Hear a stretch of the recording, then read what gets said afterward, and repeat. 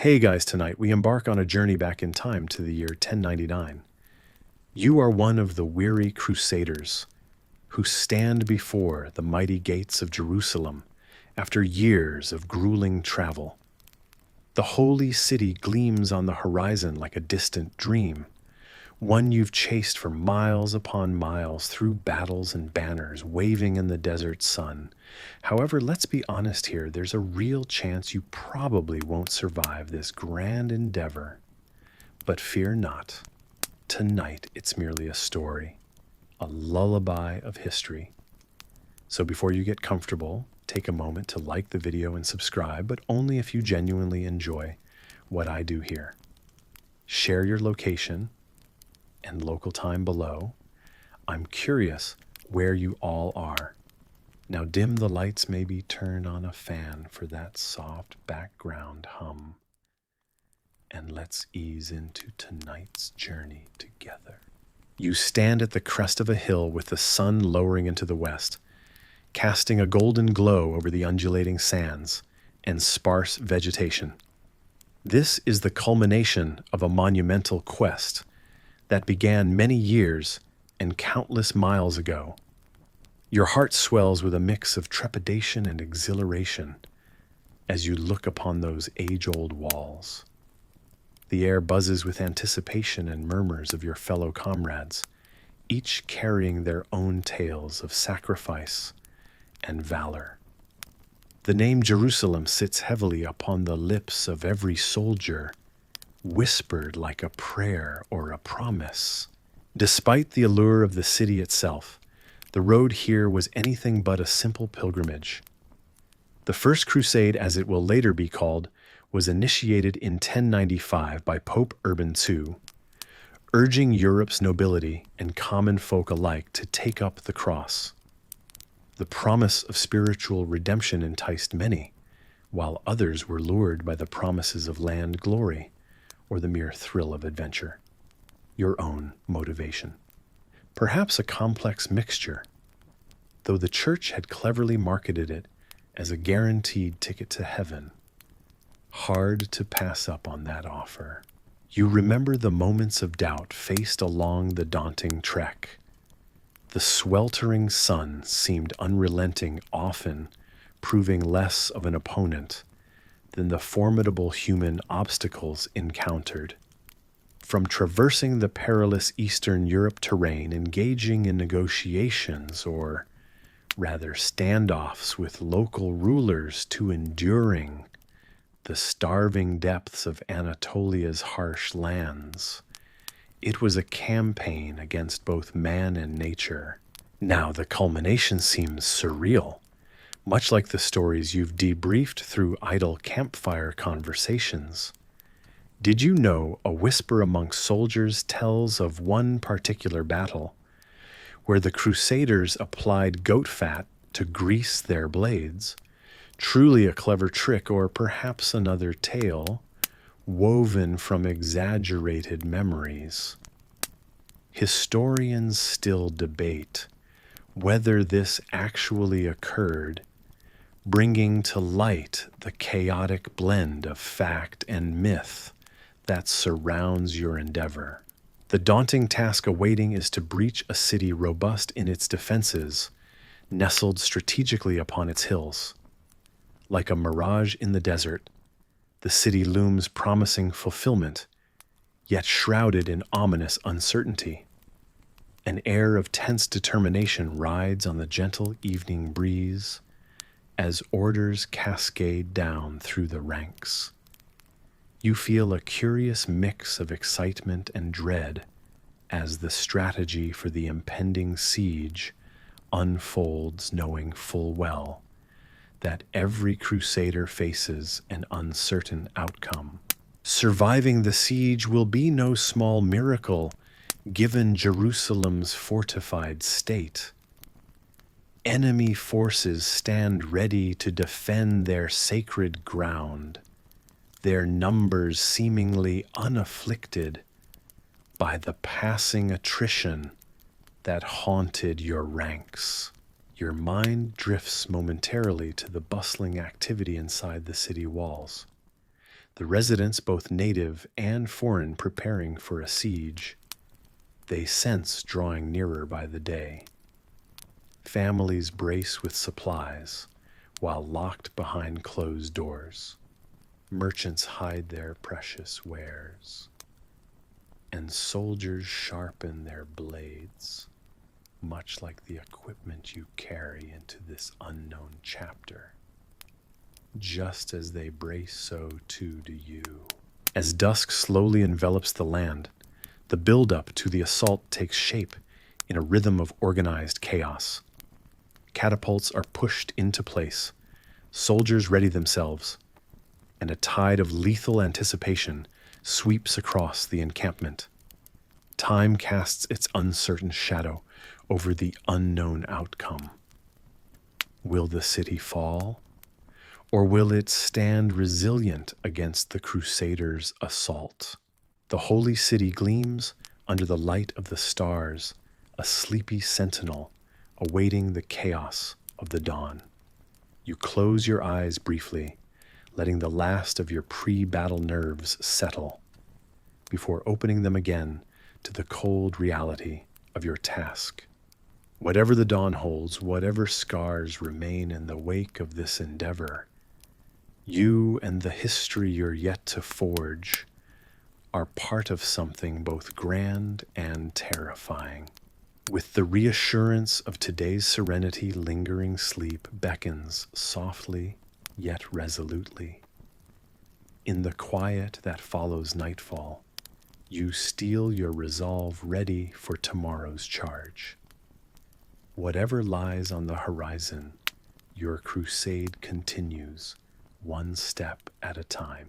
In the shimmering heat of a desert sun that seems to blanch the very air around you, you're finding yourself amidst the hustle of a clamor-filled landscape where the weight of armor presses heavily on your shoulders.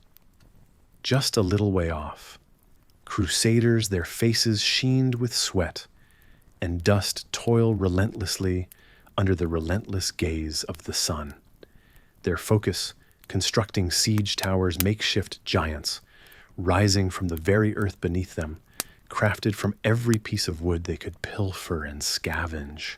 Each board is like a puzzle piece fit from the splintered remains of something that was once whole. You stand at the periphery, taking in the scene, noting that there's a strange kind of rhythm to it. The hammering of nails, the rough whispers of strategic plans, and the creaking of timbers echoing against the blue sky. The Crusaders are determined, purposeful. There's no turning back now. You sense the weight of history settling on your shoulders, just as sure as the sun dips lower, yet shines fiercely. Their goal lies ahead: Jerusalem, a city of immense symbolic weight tasks and tribulations, strewn across your path like so many sacrificial stones. In its shadow, defenders make their stand inside, praying, even as uncertainty pervades their every moment. It's said that Jerusalem has the power to enchant, to invoke a sense of endless dedication. And now, with these timed preparations, you swear. You can almost hear the city's ancient stones murmuring its secrets. Yet historians still debate whether it was sheer piety or pure politics that fueled the Crusaders' drive. Here, between the rattling of swords and the hushed intensity of whispered prayers, you wonder what winds favored them, and if anyone truly knows how destiny weaves its intricate dance. Within Jerusalem's walls, those who've chosen to fight do so with a fervor spurred by something deeper than strategy, a passion to preserve, to protect.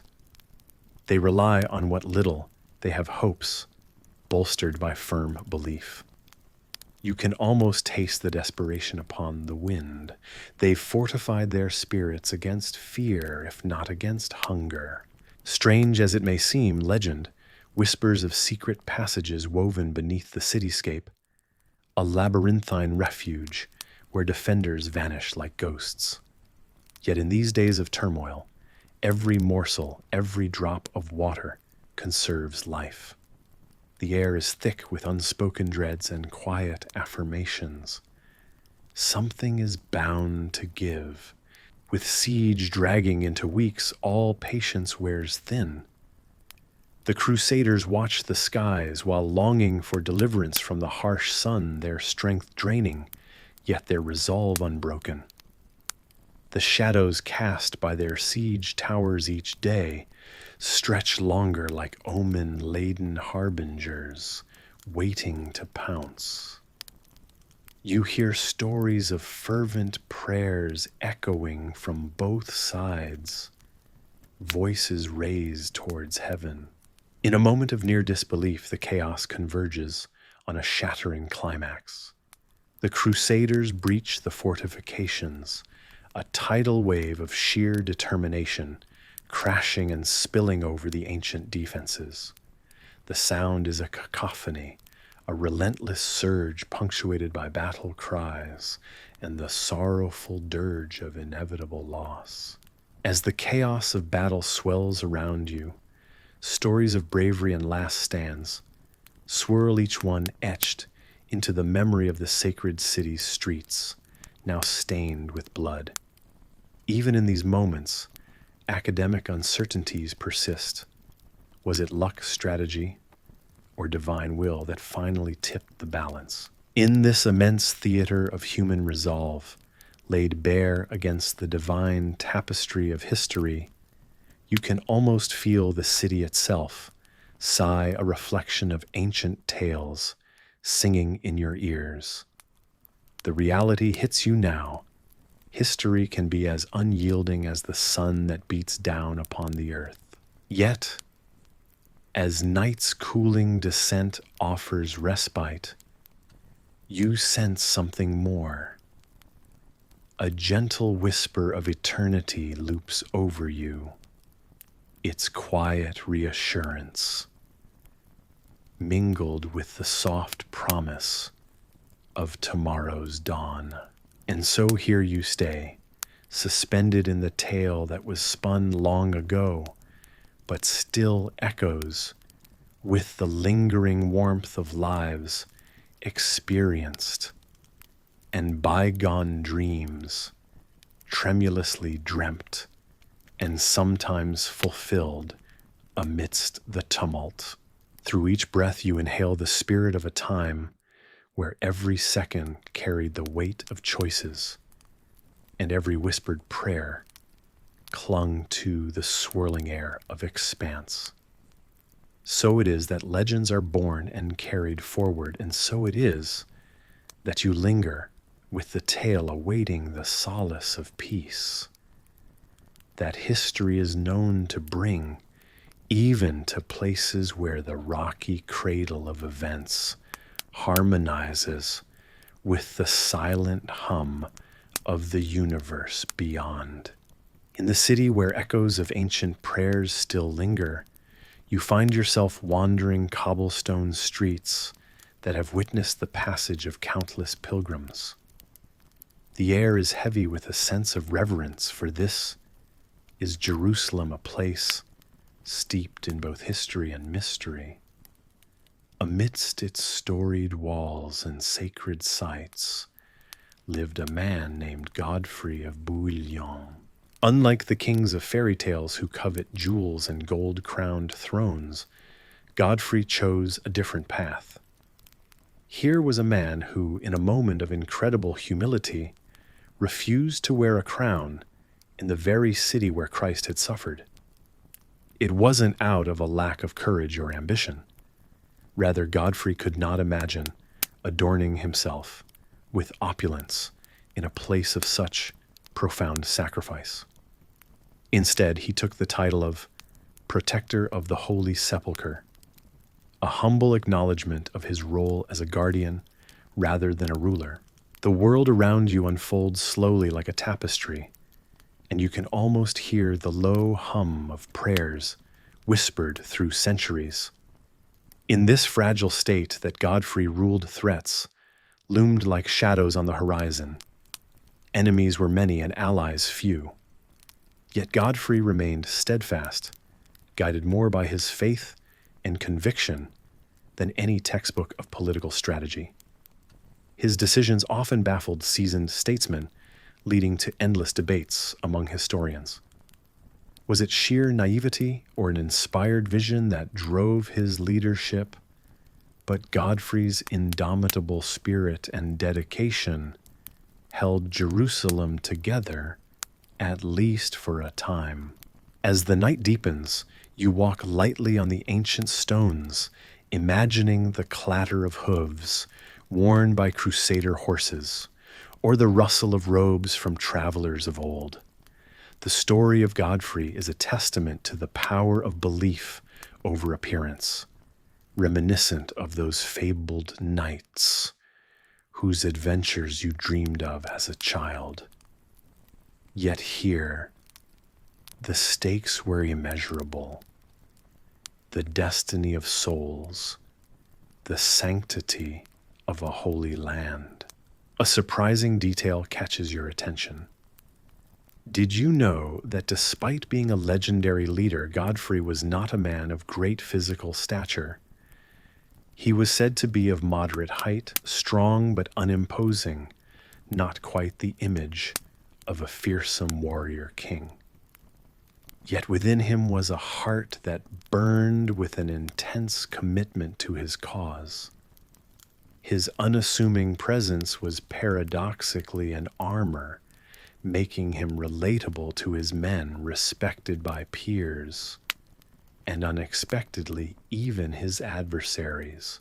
Beneath a sky glittering with stars, you can almost sense Godfrey's presence, a figure more spirit than flesh, now whose quiet perseverance still whispers inspiration through the ages.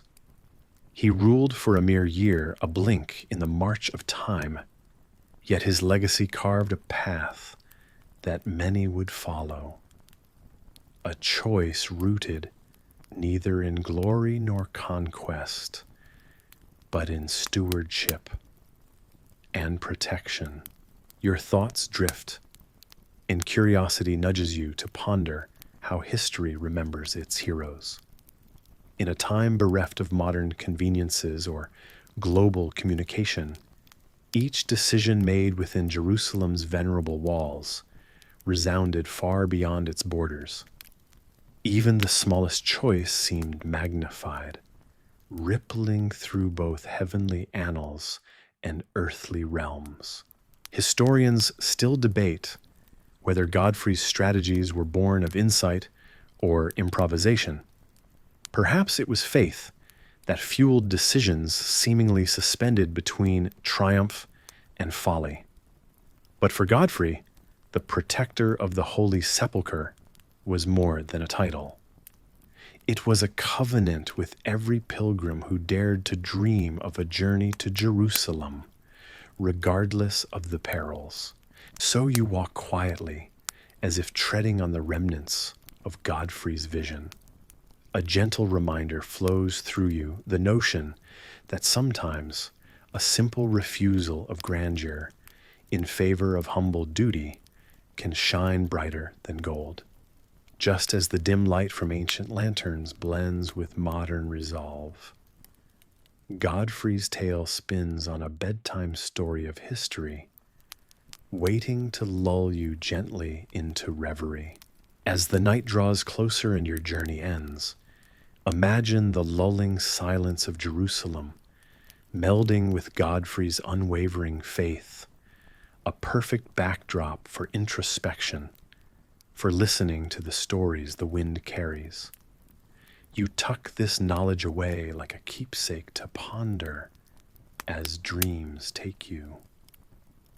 The stars continue their silent vigil as your mind eases into a world of history, faith, and gentle whispers of a past still alive. Wandering through narrow sun-baked streets of an ancient city, you find yourself enveloped by the chaotic yet comforting hum of the marketplace. The scents of spice and baked bread linger, an aroma that somehow makes the stones beneath your feet feel softer. In this crossroads of cultures you pause, absorbing whispers of old stories floating on the warm breeze. Here in the heart of solemn Jerusalem, vibrant with life, a new chapter unfurls. In the year 1100, a man named Baldwin, brother of the late Godfrey, takes a determined step towards a musty throne and sets upon his head a worn yet powerful crown. He announces himself as King of Jerusalem, though you might chuckle quietly to yourself, knowing how heavy lies the head that wears this particular crown, loaded with trials and triumphs. Yet it's yours for the daydreaming, as shadows cast by towering walls stretch alongside you. Under Baldwin's budding reign, the kingdom begins to expand. Here you notice a procession of knights clattering past a symphony of metal on cobblestone as they set forth to carve paths through the unyielding terrain surrounding the city. Yet what draws your eye is not the warriors, but rather the humble labor and ambition behind the construction of massive stone castles springing up from the earth, almost as if they are rooted there. These fortresses are more than pure defense. They are seats of power, emblems of your claim to this new homeland. The winds of this corner of the world carry tales familiar yet strange, as Latin Christian chants echo through narrow alleyways, where they meet the wailing of market traders and murmur of pilgrims. You smile somewhat bemused at how this unlikely blend of East and West melds into a singular chorus, a melody of new beginnings, with each stanza echoing off the fortress walls Baldwin commands to be built. You slip through one such castle's corridors, a marvel of stone and spirit, where the air is cool and filled with the hushed murmur of history unfurling. Baldwin's actions, especially those mystical moments when he expands the kingdom's borders, often seem guided by an almost uncanny intuition. Historians ponder whether he had some secret counsels or merely a fortunate hand and a resilient heart. You can't help but feel a little envious of his daring, though arguably you might also feel relieved you're merely wandering in thought, safe from the unpredictable swing of a medieval sword. Alas, the tale isn't woven from conquest alone. The life of a king, or anyone caught in the curiously ornate web of politics and power, is never so simple. Among the flavors of ambition, alliances, and ancient traditions, you recognize some unconventional details, sprinkled like rare spices.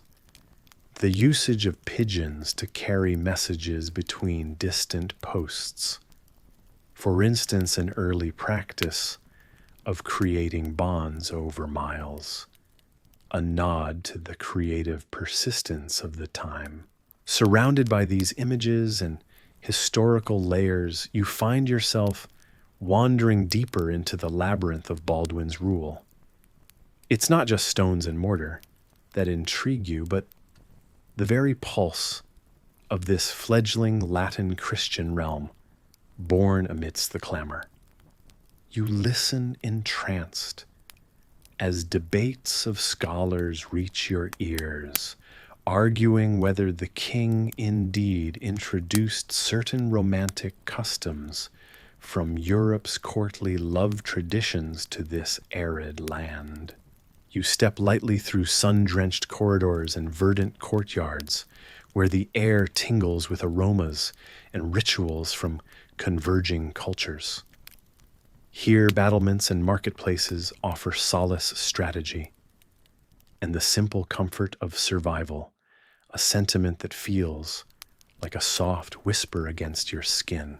And as day turns to twilight, the medieval tapestry unfurling beneath your feet is softly illuminated by the setting sun.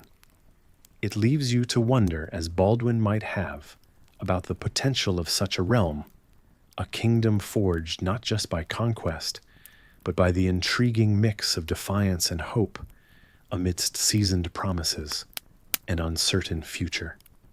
You find your thoughts settling cradled by these stone giants, while the night sky unfurls above a vast canopy, inviting you to contemplate whatever dreams you dare allow. As the final rays of light dip behind the distant hills, marking the end of another unpredictable day in Baldwin's Jerusalem, you feel a gentleness in the cooling air. The echoes of bustling life dim until only the murmur of crickets remains. With each breath, the rushing tide of a storied past ebbs, leaving a soothing calm in its wake. Your earlier footsteps through the city's storied streets now seem like ripples on an endless sea of memories washing over you with a sense of timelessness. There's an undeniable magic here in the way this land of stone and story sings a lullaby of both consequence and possibility. Even as historians debate the unraveling threads of Baldwin's reign, the strategies he employed, the choices that shaped his world, you in this moment rest in the certainty of having wandered through his realm. Here you are simply part of the gentle drift of time, as seamless and inevitable as the whispering wind. As you breathe in this historical dream, let your imagination float like a feather on the evening breeze. Can you see it? The grand castles on the horizon, their silhouettes softened by night guardians of a new dawn yet to come. Allow the echoes of ancient voices to fade like stars in the morning light, their stories holding you with a tender, comforting promise. Your journey through Baldwin's Jerusalem is complete for tonight, leaving the vestiges of history to hum softly like a lullaby swaying on the fringes of sleep, a dreamland gently carried by the past's tender embrace. Now rest easy in this weave of story and serenity, letting the restful rhythm of history's breath guide you toward tranquil slumbers. The heartbeat of ancient worlds still whispers awaiting your return on another peaceful night. As you find yourself beneath the towering ancient spires of a grand old church, the air is alive with a sense of continuity and vibrant history. You wander through stone-paved streets where the echoes of past centuries whisper in your ear. The marketplace is a lively cacophony of voices, scents, and colors. Merchants from distant lands, Europe, Syria, Egypt, cram their stalls with exotic spices, silks, and vibrant stories of their journeys. Each item tells a tale of lands unseen and routes traversed by caravans, winding through vast deserts and rocky coasts.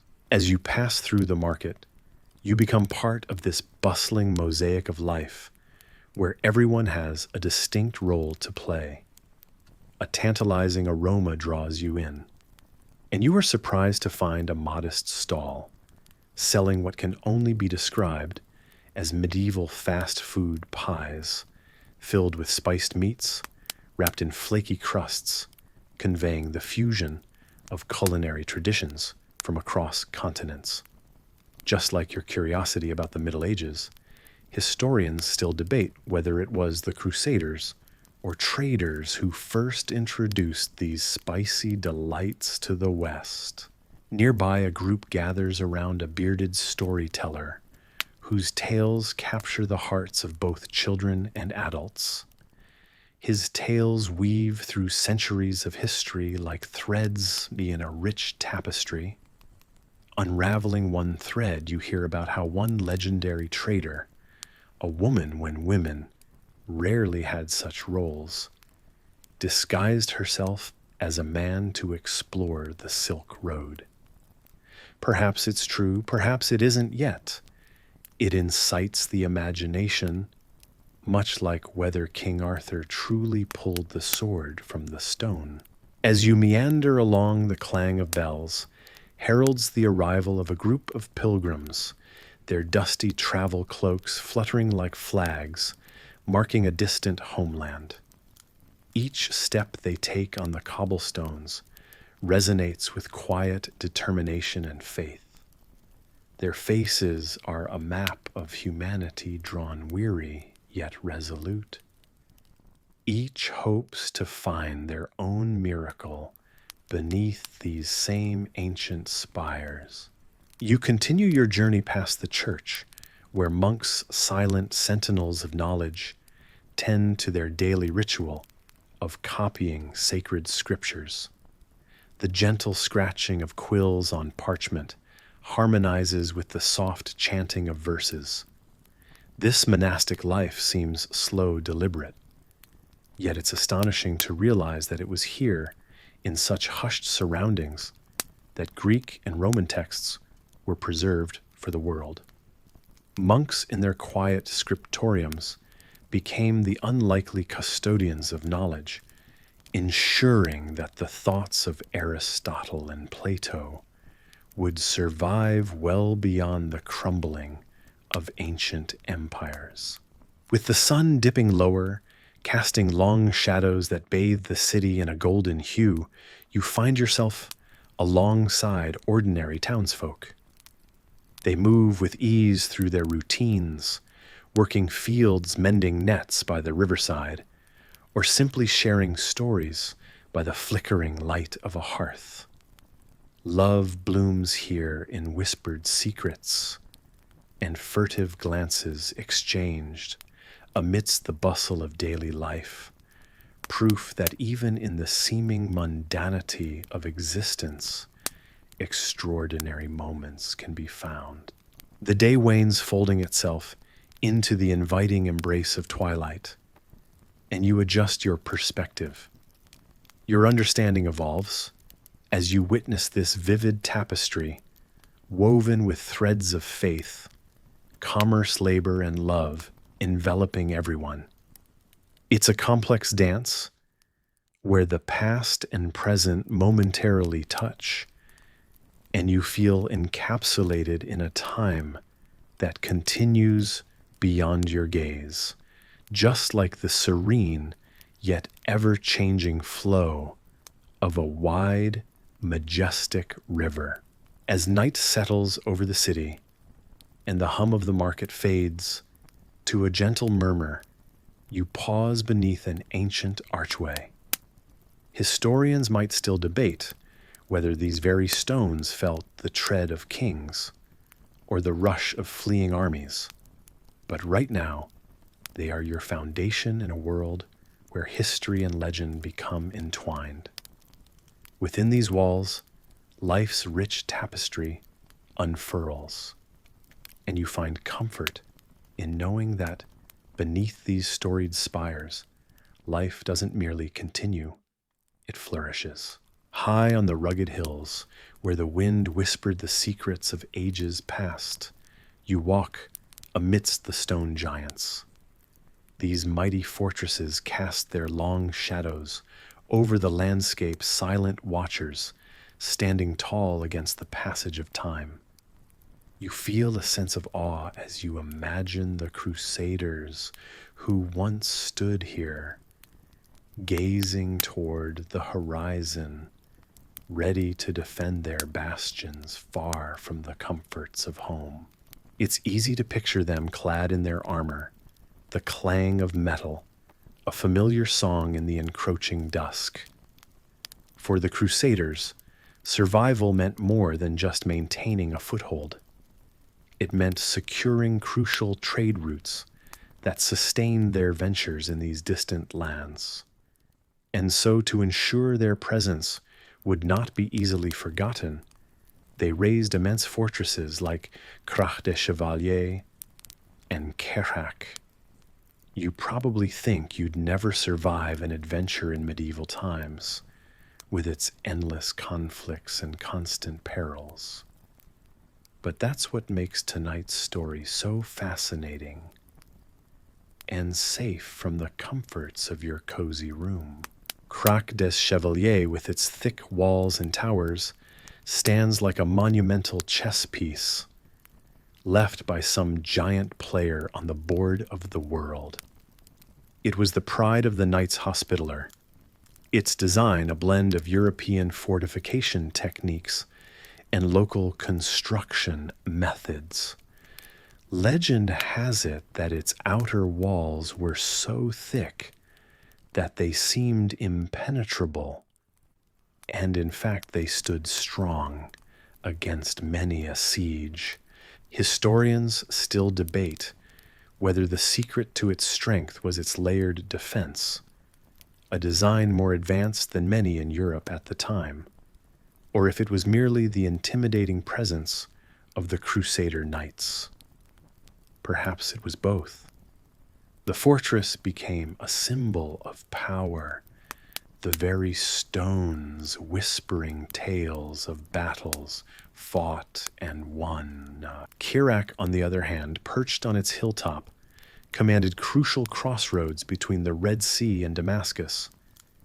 Its walls, rugged and imposing, told a story of survival and adaptation, while Crach was neat and planned. Caretakers was organic, growing with the land it rose from a structure both complex and straightforward, much like the very people who held it.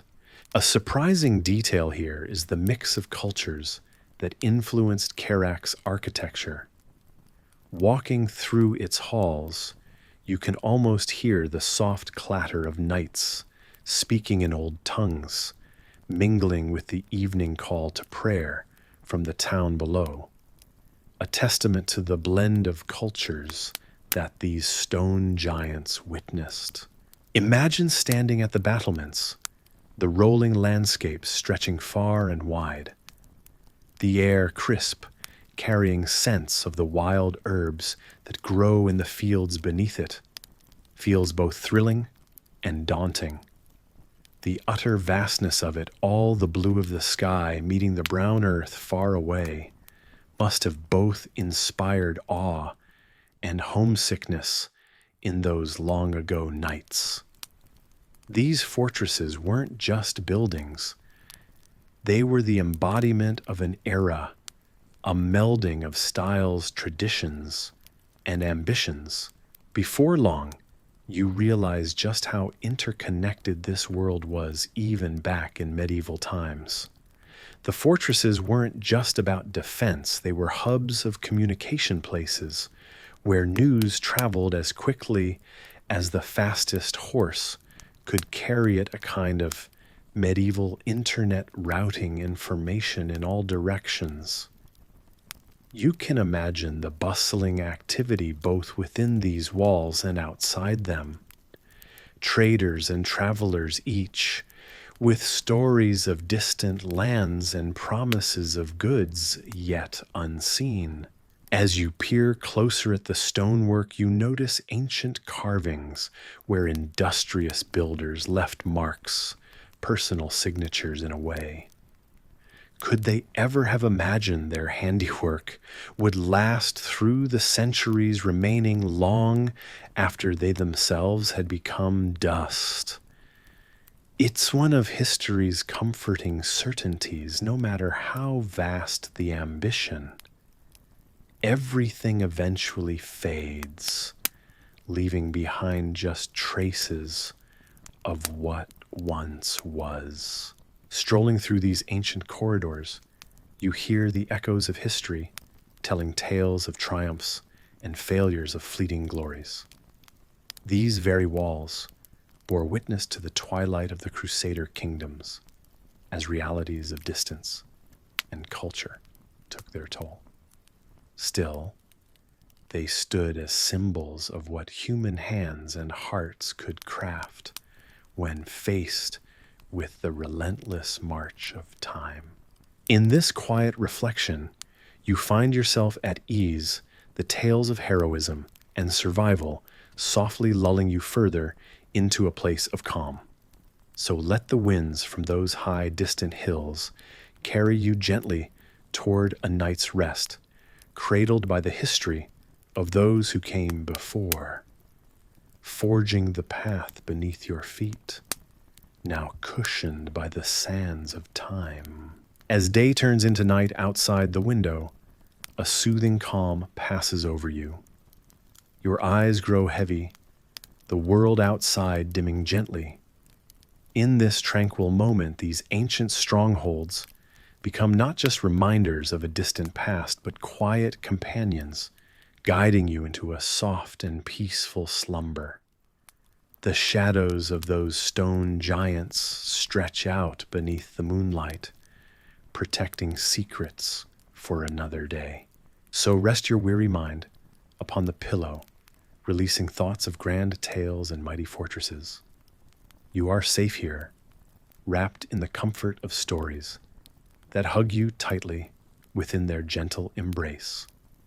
Off you drift to dreamlands, where time and place dissolve, leaving only the serenity of a restful night tenderly watching over you like those enduring stone sentinels. The dim glow of flickering torches dances off the stone walls, casting long shadows that seem to stretch out like ghostly fingers. You find yourself in the hushed corridors of a grand medieval fortress, feeling the cool touch of ancient stones under your fingertips. Tonight we journey to a time when two mighty orders rose to prominence amidst the sweeping tides of history, the Hospitallers and the Templars. The Hospitallers, known formally as the Knights of the Order of the Hospital of St. John of Jerusalem, dedicated themselves to the noble cause of healing the wounded and the sick. Their shelters were sanctuaries of hope in a world fraught with danger, offering solace to weary travelers in the Holy Land. Yet many of them were also soldiers of faith, their swords ready to defend those in their care.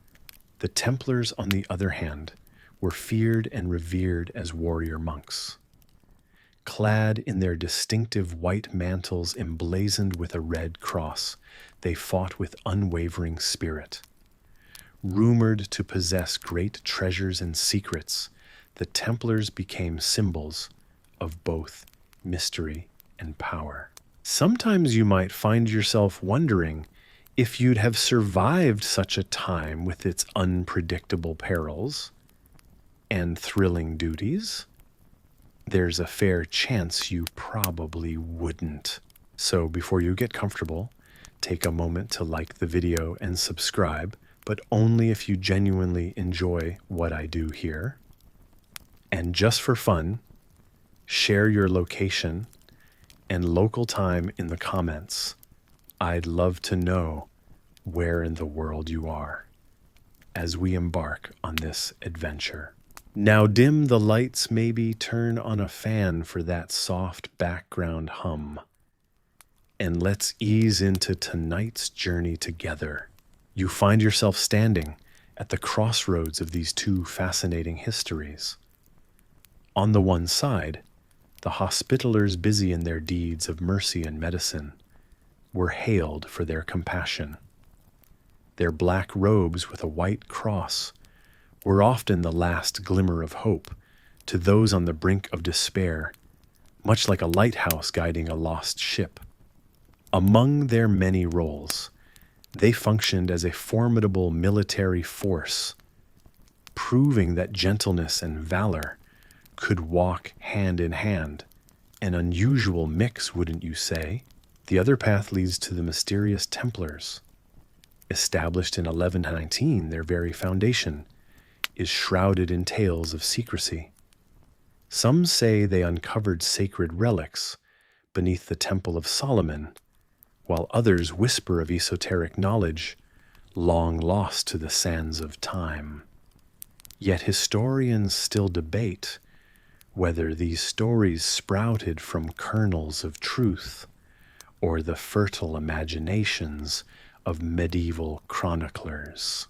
As you stroll through these evocative halls of history, the scent of aged parchment and well-worn leather drifts through the air, reminding you of libraries filled with ancient tomes.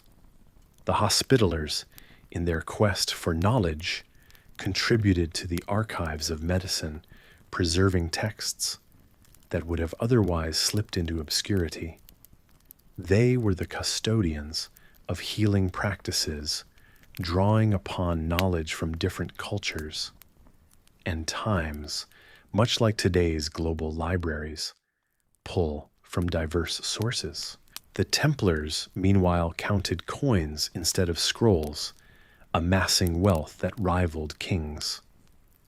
They operated one of the earliest forms of banking, granting letters of credit to pilgrims. Imagine traveling with that kind of security during those times, never having to carry a heavy sack of gold coins. Their financial acumen bridged the gap between the sanctuaries of spiritual devotion and the markets of worldly wealth. You step into the chapter house of a Templar preceptory, feeling the gravitas of a place steeped in decisions that once affected the course of kingdoms. It was here in consultations, whispered beneath vaulted stone ceilings, where knights deliberated their next vigorous campaigns or complex negotiations. The Hospitallers matched this intensity with diligent gatherings among their own brethren, planning their missions with the precision and care of skilled healers preparing for surgery. Historians paint a lively picture of life within these orders.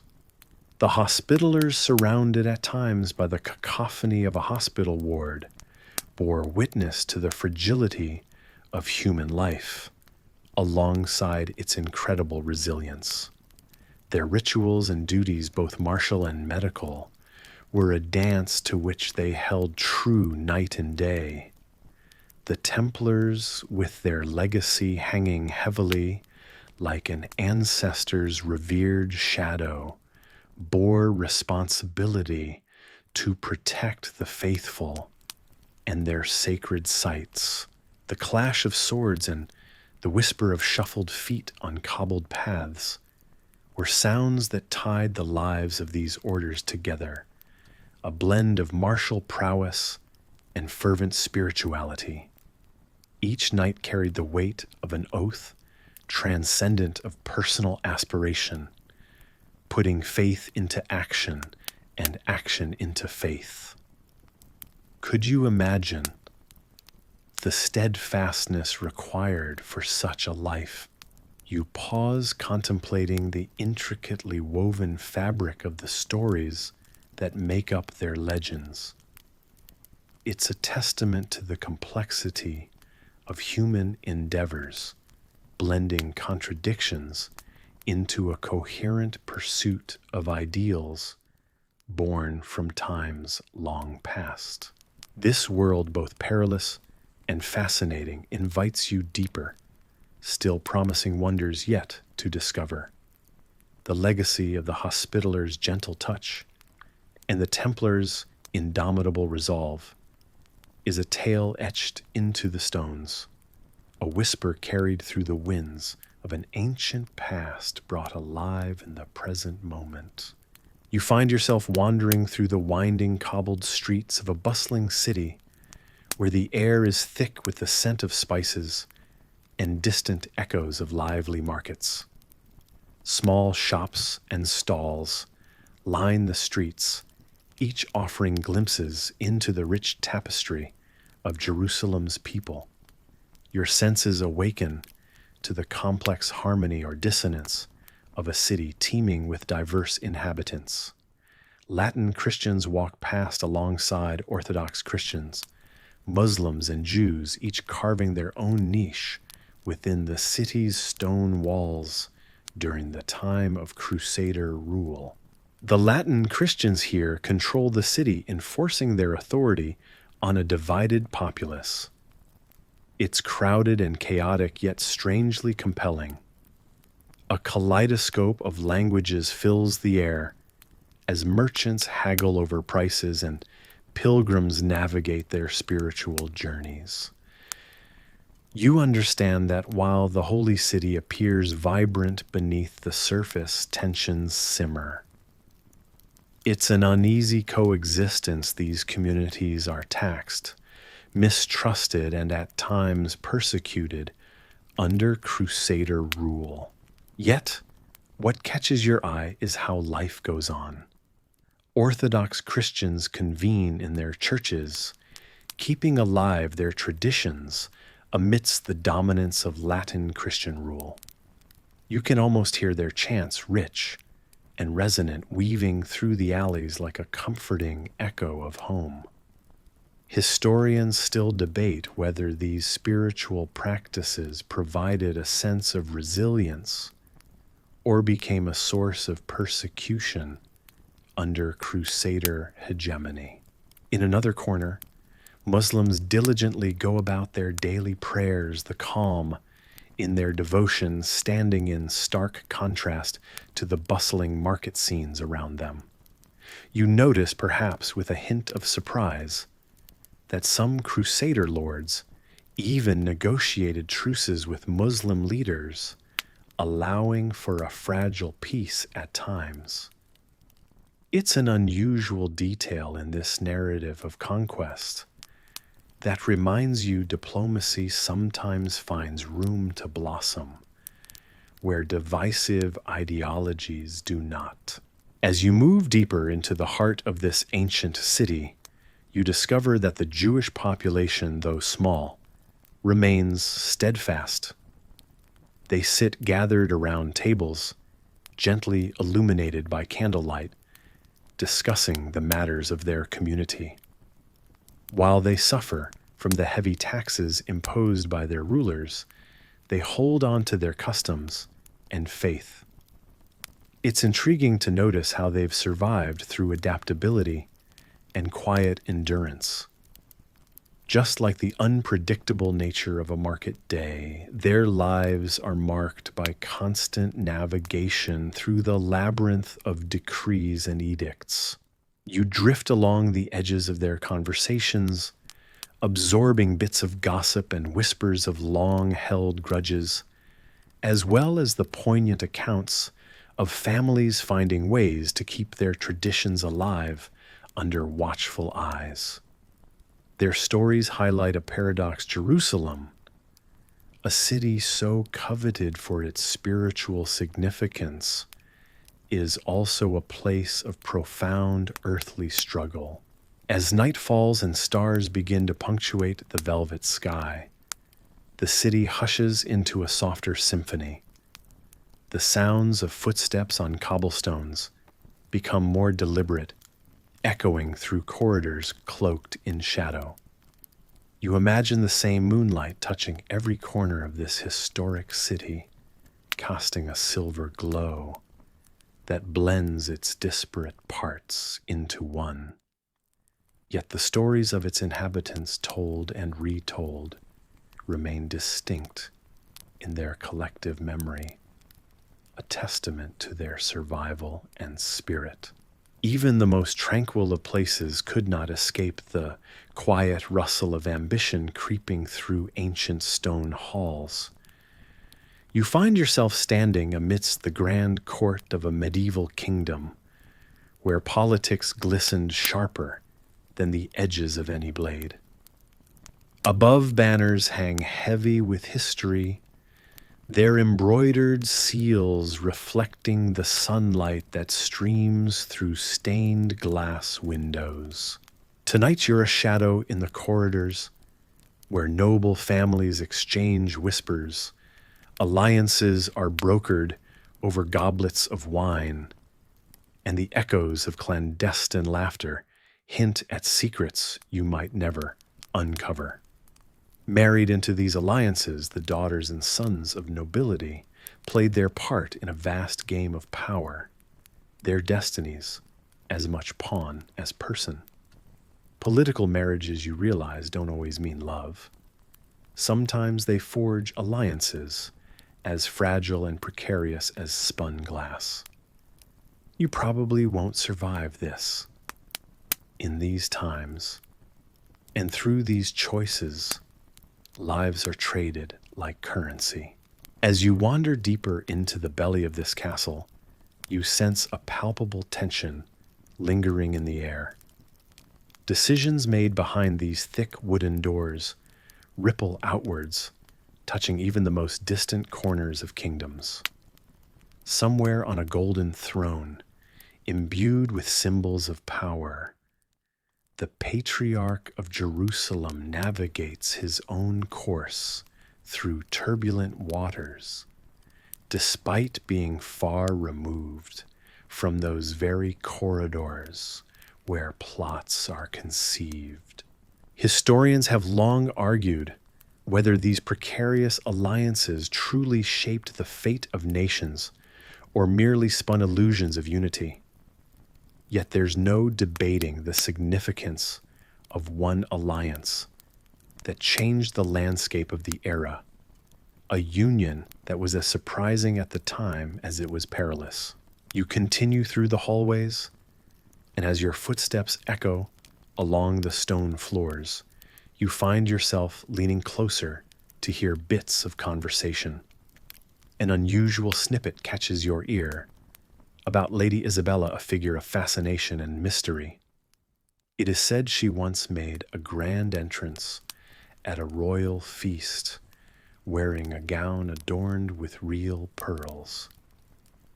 Each strand was a token, a delicate reminder of financial bartering exchanges between her family and other noble houses.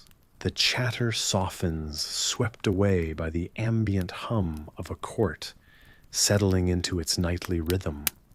In this world of influence and intrigue, perhaps the most captivating mystery of all remains unanswered. Did Isabella's pearls seal more than just trade deals, but also her family's position within the delicate lattice of power? As you ponder these unseen threads, you are drawn once more into the stories hidden within the walls.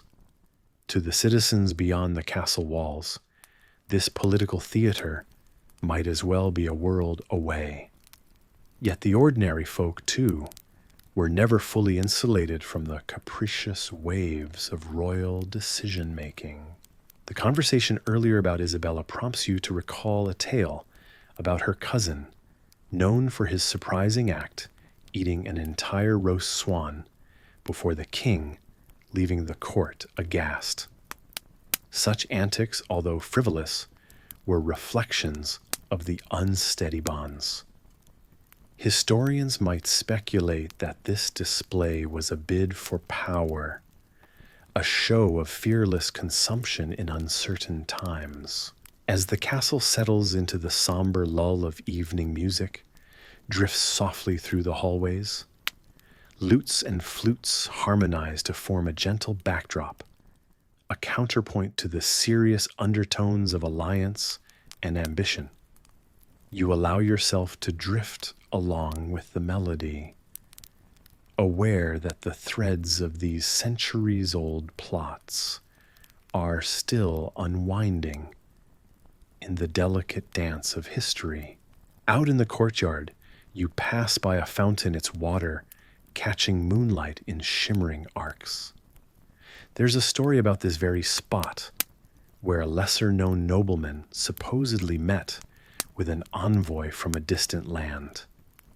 It is whispered with uncertainty whether this meeting beneath watchful starlight and a statue of a lion led to the mysterious doubling of the crown's coffers in a year that should have been marked by famine. As you head towards the far end of the castle grounds, you notice an old stone bench shaded by an ancient olive tree. Perhaps it was here that courtiers would sit to scheme in a whispered, conspiratorial lean, casting quick glances over shoulders to ensure privacy. Breathing in the cool night air, you're reminded of another curious event, one involving an elusive heir lost to the pages of history. A missing figure whose fate scholars still debate. Was he a victim of political purging, an innocent swallowed by the schemes around him, or did he choose to flee seeking freedom from a life bound to others' ambitions? You muse over the questions as the story carries you forward, drifting into hypotheses that remain unanswered. These noble dramas unresolvable as they are spin around you, a tapestry of human desire, ambition, and intrigue woven into the night. And in the tranquility of the courtyard, there is a comfort in knowing that some mysteries will forever remain just as they are enigmatic and silently waiting. The night deepens, and so too does your understanding of this world, where loyalty and betrayal, love and power entwine in a never-ending dance. You know that somewhere beneath layers of time, every whispered decision and alliance recorded in these walls tells its own mellow historical lullaby, gently urging you towards a peaceful rest. In 1144, you find yourself walking through the echoing halls of history, the chill of the past whispering its tales.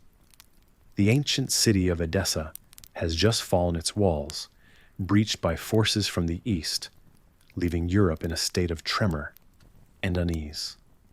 The news travels swiftly, carried by merchants and pilgrims, reaching the courts and castles of Europe like an icy wind.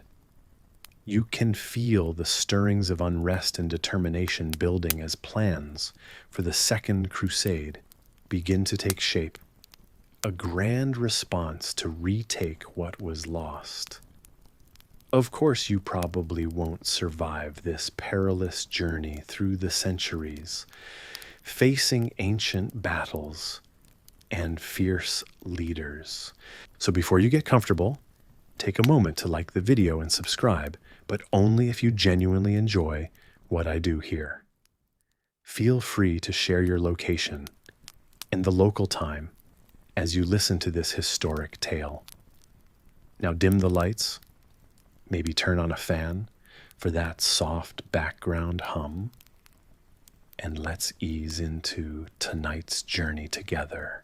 As you continue walking through this story's unfolding tapestry, the call for a second crusade sounds across Europe, a call both fervent and passionate. Yet, deep down, there is uncertainty. Historians still debate whether this great endeavor was doomed from the start due to insufficient planning or overconfident expectations. What we do know is that kings and knights, peasants, and nobles alike gathered under the banner of Christendom with hearts full of zeal. An ambitious expedition, yet with its fair share of blunders and challenges. You march alongside the Crusaders, feeling their mixed spirits, some filled with hope, others perhaps sensing the immense task ahead. The path is strewn with obstacles, both natural and man-made. Cross rivers swollen with rainfall, traverse mountains that loom with dignity, and encounter cultures that are as diverse as the stars in the night sky. In the midst of this arduous crusade, we pivot our gaze to Egypt. Here, amidst the warm sands and bustling cities, rises the figure of Saladin. In his youth, he observes and learns, absorbing the affairs of his surroundings like the undisturbed soil. A patient gardener, Saladin sows the seeds of wisdom and strategy. His emergence is a steady ascent, guided by a keen intellect and a gentle yet resolute demeanor. He captures hearts and minds, for he is not just a warrior, but a leader who carries the weight of vision. Unusual tales are whispered about Saladin. They say that despite the complex tapestry of politics and warfare, he found solace in poetry and the art of the written word. Imagine how he might have, amidst the clamor of strategic meetings, offered a line of verse to soothe tensions or inspire courage. Yet, like much of history's treasures, details of these moments are shrouded in mystery. The scene shifts slowly, like the languid pace of a quiet river. You observe as Saladin's plans unfurl, not with harsh declarations, but through subtle rearrangements, an alliance here, a treaty revised there. His patient hand guides Egypt toward a future knitted together with intricacy and care. You can almost see the pieces of his plan like stars, aligning in his private cosmos.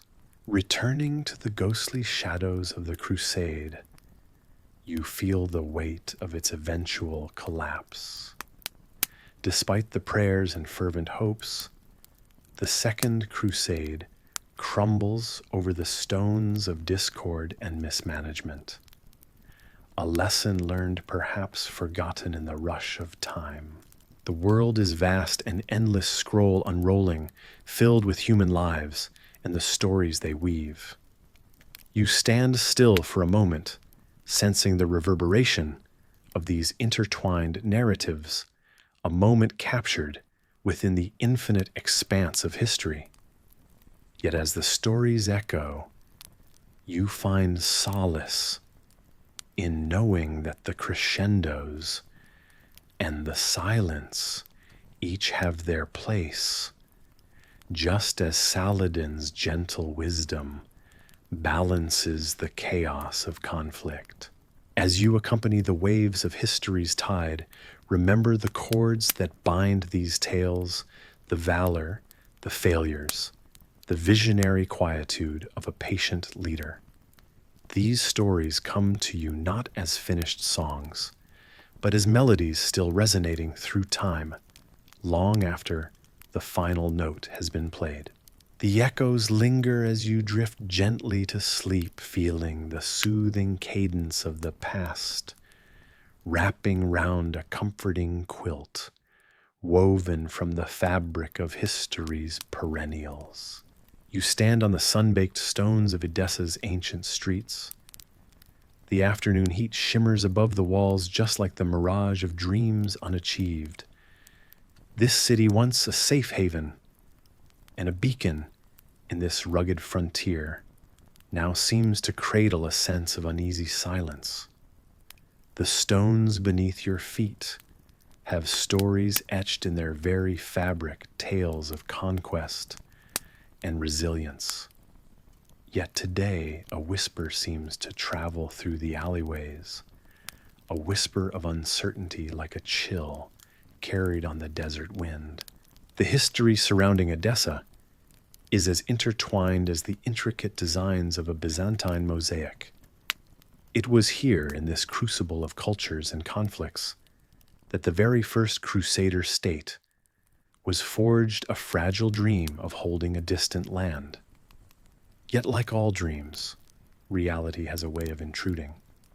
Today marks a different tale, one where the invincible image dims and the cracks of the frontier begin to show. Historians still debate whether it was hubris or simple misfortune that led to Edessa's fall. But one thing is certain, the consequences rippled far and wide. Imagine the snug safety that once enveloped this place, a bustling city with merchants and traders tending to their goods. The markets were filled with colorful silks and spices that sent a dizzying cascade of scents into the air. You almost hear the excited chatter, the clinking of coins, the promises of prosperity hanging in the balance. But today, there is an unmistakable quiet. It's as if the city is holding its breath, waiting. You wander a bit, tracing your fingers along the weathered walls. Each stone houses a guardian spirit of the past, whispering tales of bravery and folly.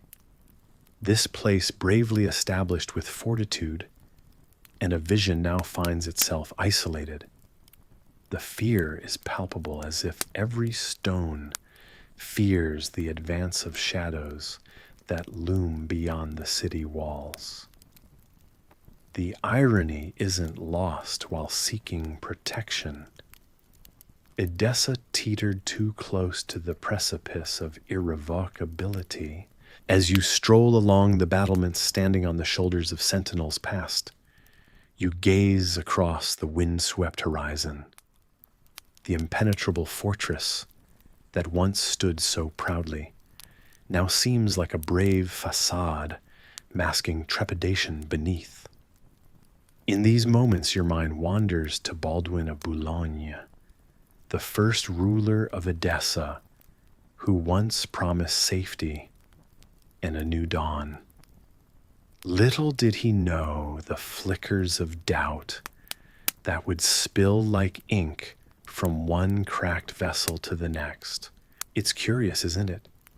A juxtaposition of sunlight's warmth against the chill of uncertainty, like the details of a story spread out over miles of desert sand scattered by the winds of time. The Crusader state's bold terracotta dreams, sprawled across alien landscapes, now find their narrative shifting. And while historians ponder each intrigue and maneuver the stones under your feet, tell a simpler truth. Fear can crumble even the mightiest structures. Was it a failure of arms, misjudged trust, or plain bad luck against the relentless advance of adversaries? History hasn't settled on an answer, but one unwritten truth persists. Edessa's fall carved a scar in the hearts of those who lay hope on its firm foundations. You can almost taste the anxiety in the air, the echo of footsteps of knights who walked this same path, burdened with the knowledge of their own vulnerabilities. And as you turn a corner of the crumbling fortifications, a lone poppy dares defiantly among the stones, a flash of red against gray, the resilience of life amidst decay. It's a testament that even in the deepest shadows, there blooms a flicker of courage. Through these corridors of time, Edessa whispers from the past, a gentle reminder of dreams, dreamt dreams unfulfilled, and the eternal balance between hope and despair. In this vibrant, quiet city, caught between epochs, your journey meanders through the echoes of crusades and conquests, illuminating the delicate balance between holding a dream and the harsh realness of when dreams threaten to unravel at the seams. Another day ends in Edessa, a legacy written by valor and chiseled by uncertainty. Tonight, as darkness veils the ancient stones, know that within your own castle walls of doubt, bravery blooms in every whispered narrative of consequence and choice. It's dusk, and you find yourself in the heart of Cairo, feeling the cool breeze of the Nile, as Saladin, not yet the renowned leader he would become, rides gracefully through the bustling streets. Already respected, he harnesses both sword and scroll, with equal mastery, a rare balance for a man molded by a turbulent era. His every move is watched closely not just by his supporters, but by those who would prefer Egypt remain disjointed, a land of fragmented factions easy to manipulate. Historians still debate whether it was his strategic brilliance or perhaps a less visible thread of destiny that bolstered Saladin's rise. He saw Egypt not merely as a land of riches or conquest, but as a canvas for unity. This multicultural nexus, teeming with scholars, traders, and clergy, provided a fertile ground for his vision until he couldn't deny Egypt's potential as the heart of a unified Islamic front against the Crusaders. The marketplace echoes with traders marketing vibrant silks and pungent spices, a riot of colors and scents. Among this chaotic beauty, Saladin is drawn to a small group of children gathered around a storyteller, his voice weaving tales of ancient heroes and mythic beasts. A flicker of a smile crosses Saladin's face as he imagines the legends they might tell of his own endeavor someday. It's these smaller stories, these roots in the culture of a people, that sow unity in the soul. While across the sea, the Crusaders convene, arguing over commands and estate disputes. Here, in his serene contemplation, Saladin dreams of uniting Egypt with Syria. The seductions of power aren't easy, and unity won't come from conquest alone. His heart beats with a scholar's wisdom and a warrior's determination, a blend few can claim, and even fewer can wield with any success. Surprisingly, Saladin often consults the stars, a detail some find amusing, given his reputation grounded in practical strategy. Yet starlit nights hold the clues of navigation both for the soul and the sprawling territories he hopes to bind together. Whether prophecy or poetry, he reads the celestial scripts for guidance. In these uncertain times, the success of one's path doesn't lie purely in war or wisdom, but in the delicate dance between as played by a leader of vision. The bright lights of Cairo are soon exchanged for the rugged outposts of Syria, where he seeks allies who believe in a unified cause beyond tribal or sectarian lines. His letters, meticulous and eloquent, reach the ears of princes and paupers alike, weaving a web of common interest around the perilous landscapes. You walk with him through craggy passes where he speaks of faith, loyalty, and destiny's call.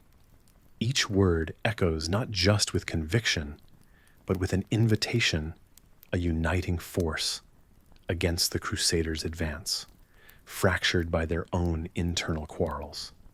Saladin's sharp insight into human nature allows him to anticipate their every move, crafting his plans with a steadiness that builds over years, like stones laid meticulously one upon another.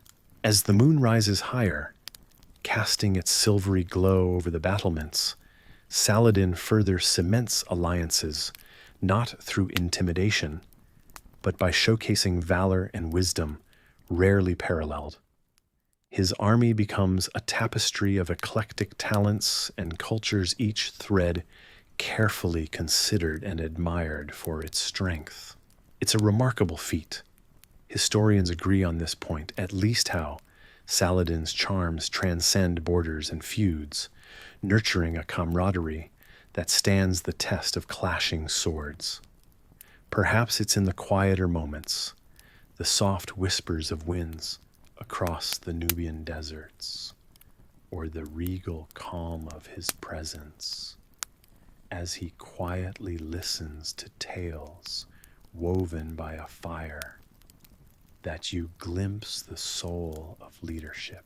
Such is the scene you fall asleep by as campfires flicker like stars descended to set the plains aglow, a world poised in delicate balance under Saladin's vision. A leader born anew amid ancient lands where sand and stone remember those who dare aspire to greatness against the odds. And so your journey continues beside the warrior scholar as he gently weaves the threads of Egypt and Syria into a fabric unbreakable by mere blades. As the sun dipped below the horizon, casting the last golden hues over the Sea of Galilee, you find yourself wandering amidst an army of mounted knights and foot soldiers, their armored silhouettes standing against the evening sky, glinting with the day's final light.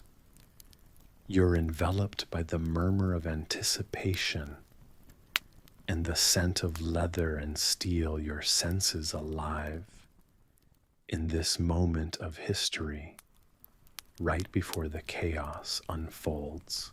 It's the year 1187, a pivotal time, carved into the pages of medieval chronicles. In the midst of this gathering tension, thrums like a taut bowstring. You watch as King Guy the Crusader King stands among his men. His presence is both reassuring and foreboding. You might quietly wonder if you'll survive the brewing storm. But hey, that's all part of the adventurous charm that got you here in the first place. Before you get comfortable, maybe leaning back into your cozy chair or bed, take a moment to like the video and subscribe, but only if you genuinely enjoy what I do here. Feel free to share where you're tuning in from and what time it is. It's a small way to connect our individual little histories in this vast tapestry. Now dim, the lights maybe turn on a fan for that soft background hum, and let's ease into tonight's journey together. The heat of the day has barely begun to fade as you walk through the Crusader camp, your feet tracing lines through the dust trodden by many boots, each carrying its own story of hopes, fears, and dreams of glory. As you reach the edge of the camp, the still surface of the Sea of Galilee mirrors the sky, a canvas of purples and reds. It's as though the sea itself holds its breath, anticipating what the next day will bring. You sense the unease rippling through the ranks. Saladin, the formidable leader of the Muslim forces, looms as a specter in every whispered conversation. Known for his strategic brilliance and unyielding resolve, Saladin's very name carries the weight of history's tide. Tomorrow the two armies will clash near a place that will forever be etched into the annals of time, Hattin. As sleep eludes you, your thoughts drift. Somewhere beyond the campfires, beyond the tense quiet, Saladin's forces are also readying themselves. It's said that his army is vast, like the rolling sea, and disciplined beyond measure. Conflicting accounts of its size swirl among the Crusaders, adding an edge of uncertainty to their fears. Perhaps in this moment you overhear a hushed debate among the soldiers. One claims that Saladin's archers number in the thousands, while another insists there are fewer. Historians still debate whether the Crusaders were indeed so heavily outnumbered, or if the fatal blow came more from misjudgment than from sheer force. Either way, the specter of the unknown looms large, casting long shadows over the men's spirits. As night wears on, you find comfort in the rhythmic, almost hypnotic clinking of mail against mail as the soldiers adjust their gear. The familiar sounds lull you into a contemplative calm, a strange contrast to the underlying anxiety. It's a momentary respite, a pause before the dawn ushers in a clash of civilizations. Dawn breaks, painting the landscape with a wash of gold. The world comes alive with the brisk activity of soldiers, donning armor, their movements brisk with anticipation. You move with the tide of the Crusader army as they march towards their fateful encounter with Saladin's forces. The day begins to heat up quickly, and you feel the sun's intensity just as the Crusaders do. Water skins are precious, their contents dwindling in the oppressive heat. An oversight or a tactical blunder, one you're reminded of from the whispers crisscrossing through the ranks, had left many men parched and desperate, drawn like moths to the promise of water by Lake Tiberias. The battle unfolds like an intricate dance, each side pulling and pushing the outcome uncertain. The dust kicked up underfoot mingles with sweat, creating a mosaic of hardship that will long be remembered. Then against this backdrop, you witness a turning point, the capture of the true cross. Carried into battle as a symbol of divine favor, its loss is a blow to both morale and faith.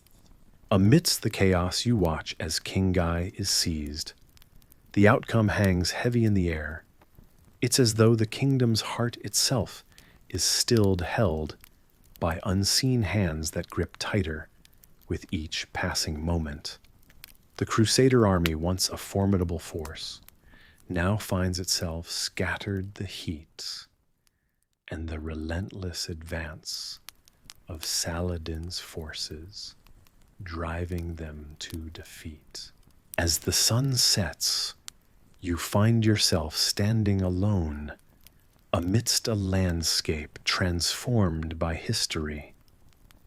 The true cross is lost to the annals of time, a relic whose fate is as much a mystery now as it was in the moments after the battle.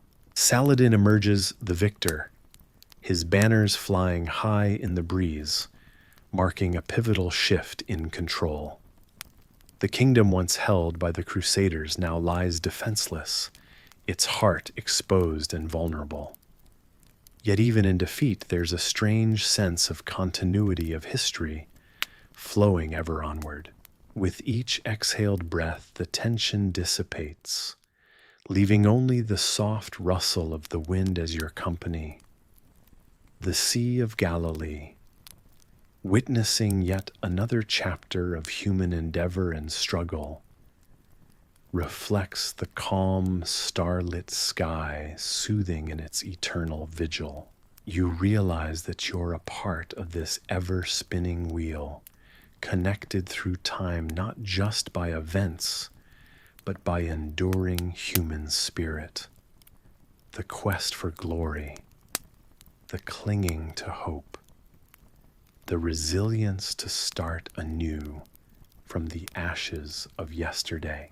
In this gentle unfolding narrative of history, you find a lullaby cradling you towards rest. The quiet embraces you as the narrative gently recedes, like a whisper carried away on the night's cool breeze. Saladin entered Jerusalem as if guided by a soft breeze, just enough to stir your senses awake. You walk alongside him, feeling the weight of a city steeped in history, now poised on the edge of change.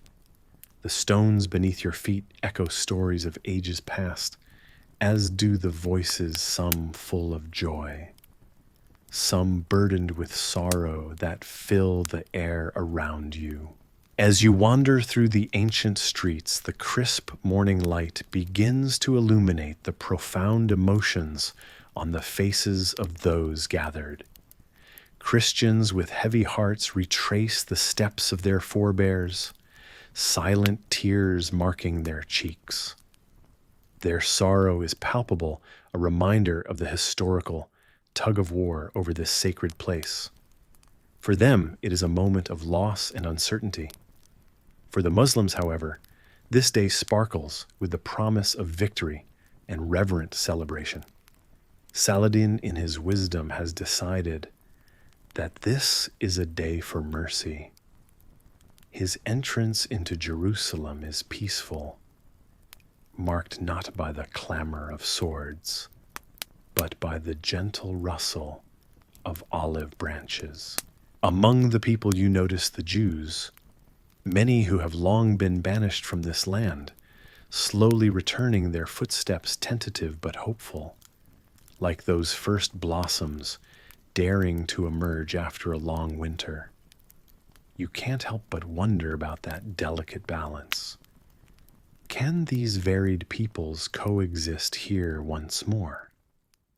Historians still debate whether true peace was ever fully achieved.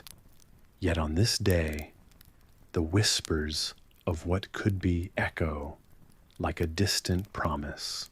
In the market square, an elder shares an unexpected note. Saladin allowed Christian pilgrims to enter the city. It's unusual for a conqueror to offer such a gesture, to bridge such historical divides with compassion instead of conquest. This news ripples through the crowds, a wave of cautious optimism, barely curving the corners of mouths into tentative smiles. What will tomorrow bring?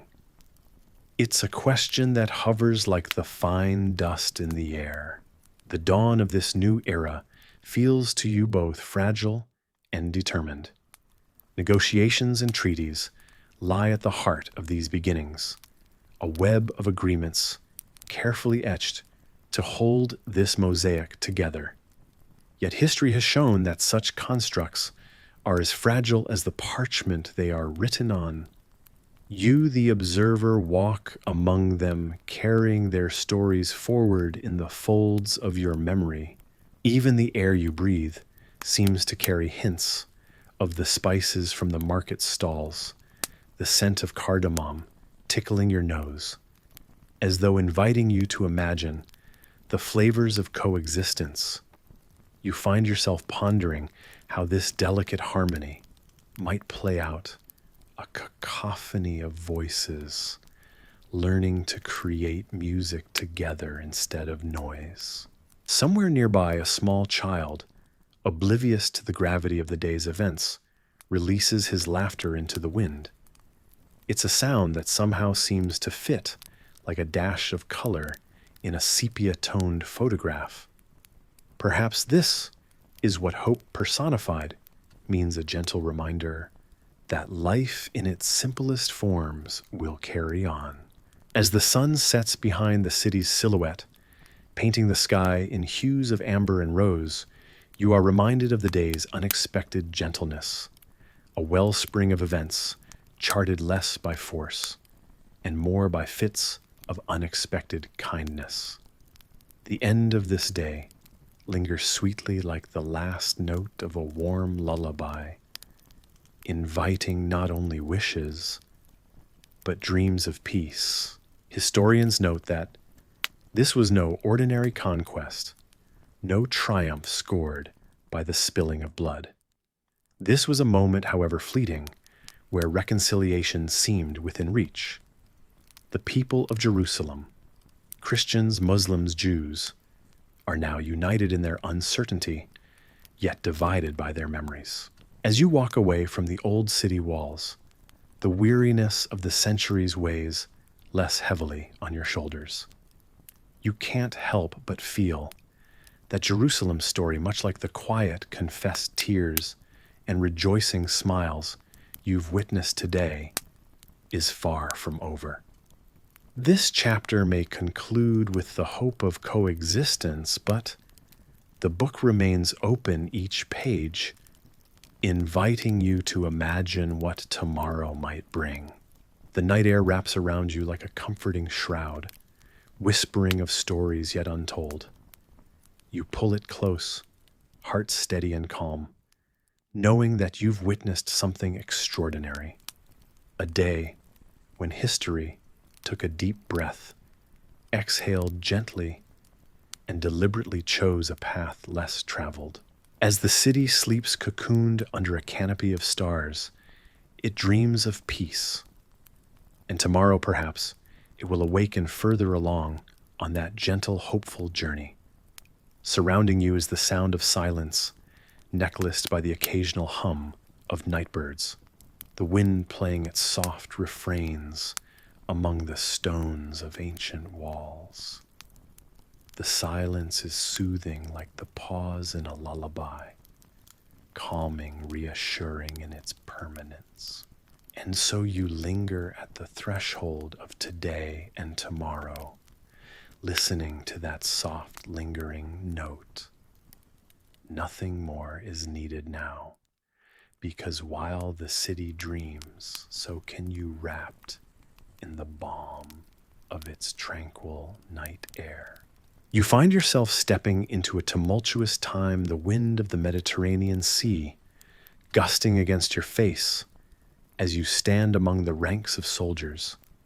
The sun beats down vigorously, reflecting off the polished armor, making the heat almost unbearable.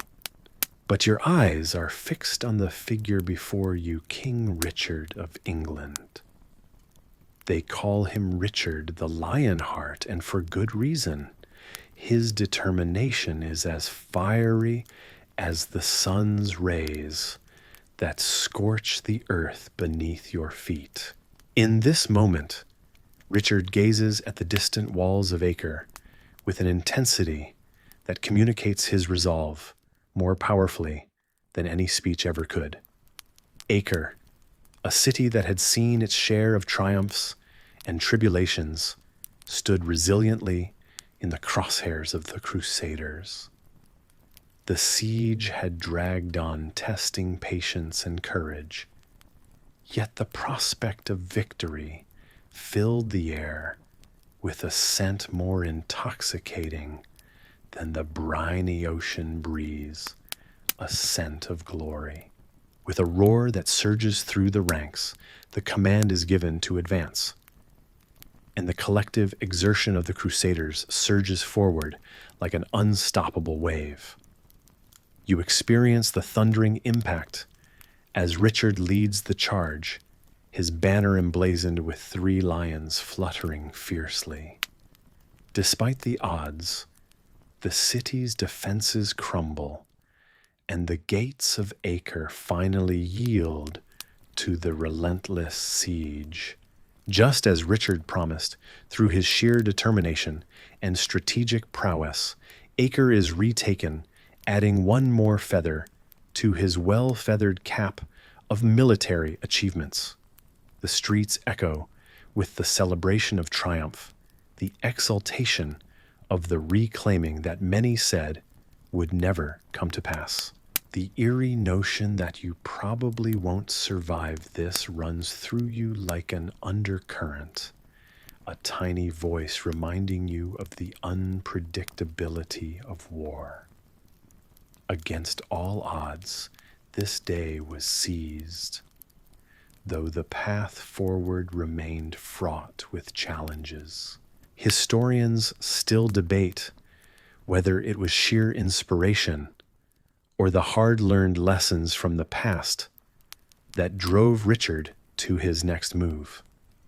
You find yourself reflecting on this unspoken question, as Richard must have, looking inward even amidst the outward celebration. As the days pass, The name Saladin begins to reverberate with frequent regularity among the ranks. This formidable leader, masterfully commanding the Muslim forces, presents a challenge unlike any other. The fields of battle were a relentless cycle, a morass of conflict where neither side could sway the other definitively. Yet there was untapped respect for this noble foe, whispered reverently by soldiers around the campfires at night. When the endless negotiating took over, where the battlefield could not decide, King Richard met Saladin across that arbitrary line drawn between them by opportunity and obligation. The truth is, the two commanders never met face to face, a fact that might surprise those who model the knights in shining armor concept too literally. Instead, they conducted their negotiations through envoys, as the heat of the desert could not obscure the fiery transmission of ambition from one sovereign heart to another. A peacemaking was brokered, a truce that saw control of the holy city of Jerusalem remain with Saladin, though Christian pilgrims were granted safe passage. It was a treaty stained with both salt and solace, a delicate balance of power preserved when conquest fell short. The reverence Richard earned was through his pragmatic approach, understanding when to unsheathe his sword and when to sheath it.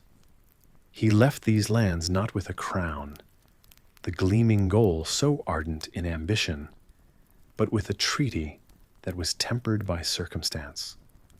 Jerusalem remained unconquered, a city of dreams, eluding the embrace of king and country both. Yet it was a wider claim that awaited Richard homeward bound, both an exaltation and endurance in the story that flickers gently through the ledger of time.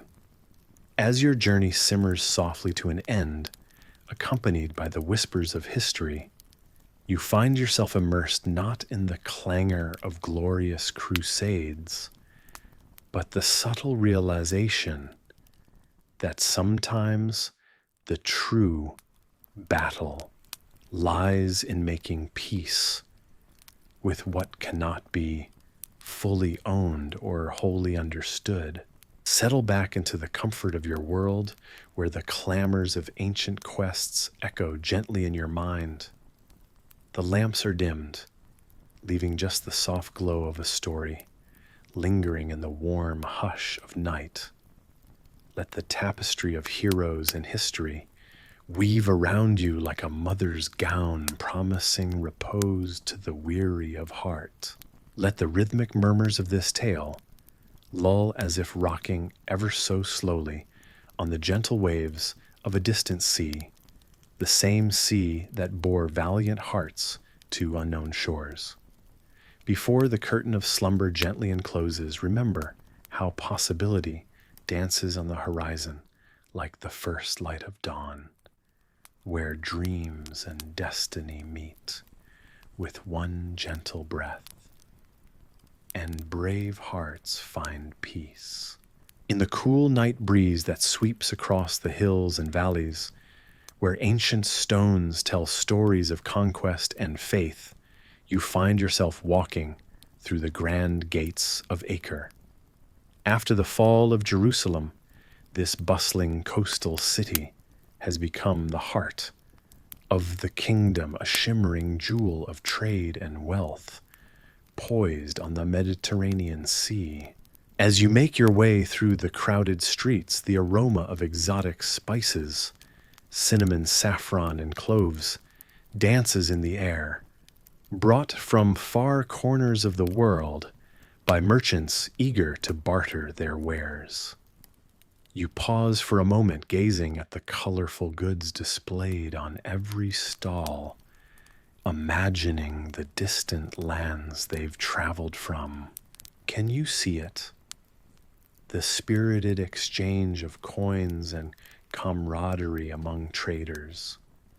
their voices blending into a chorus of accents and languages.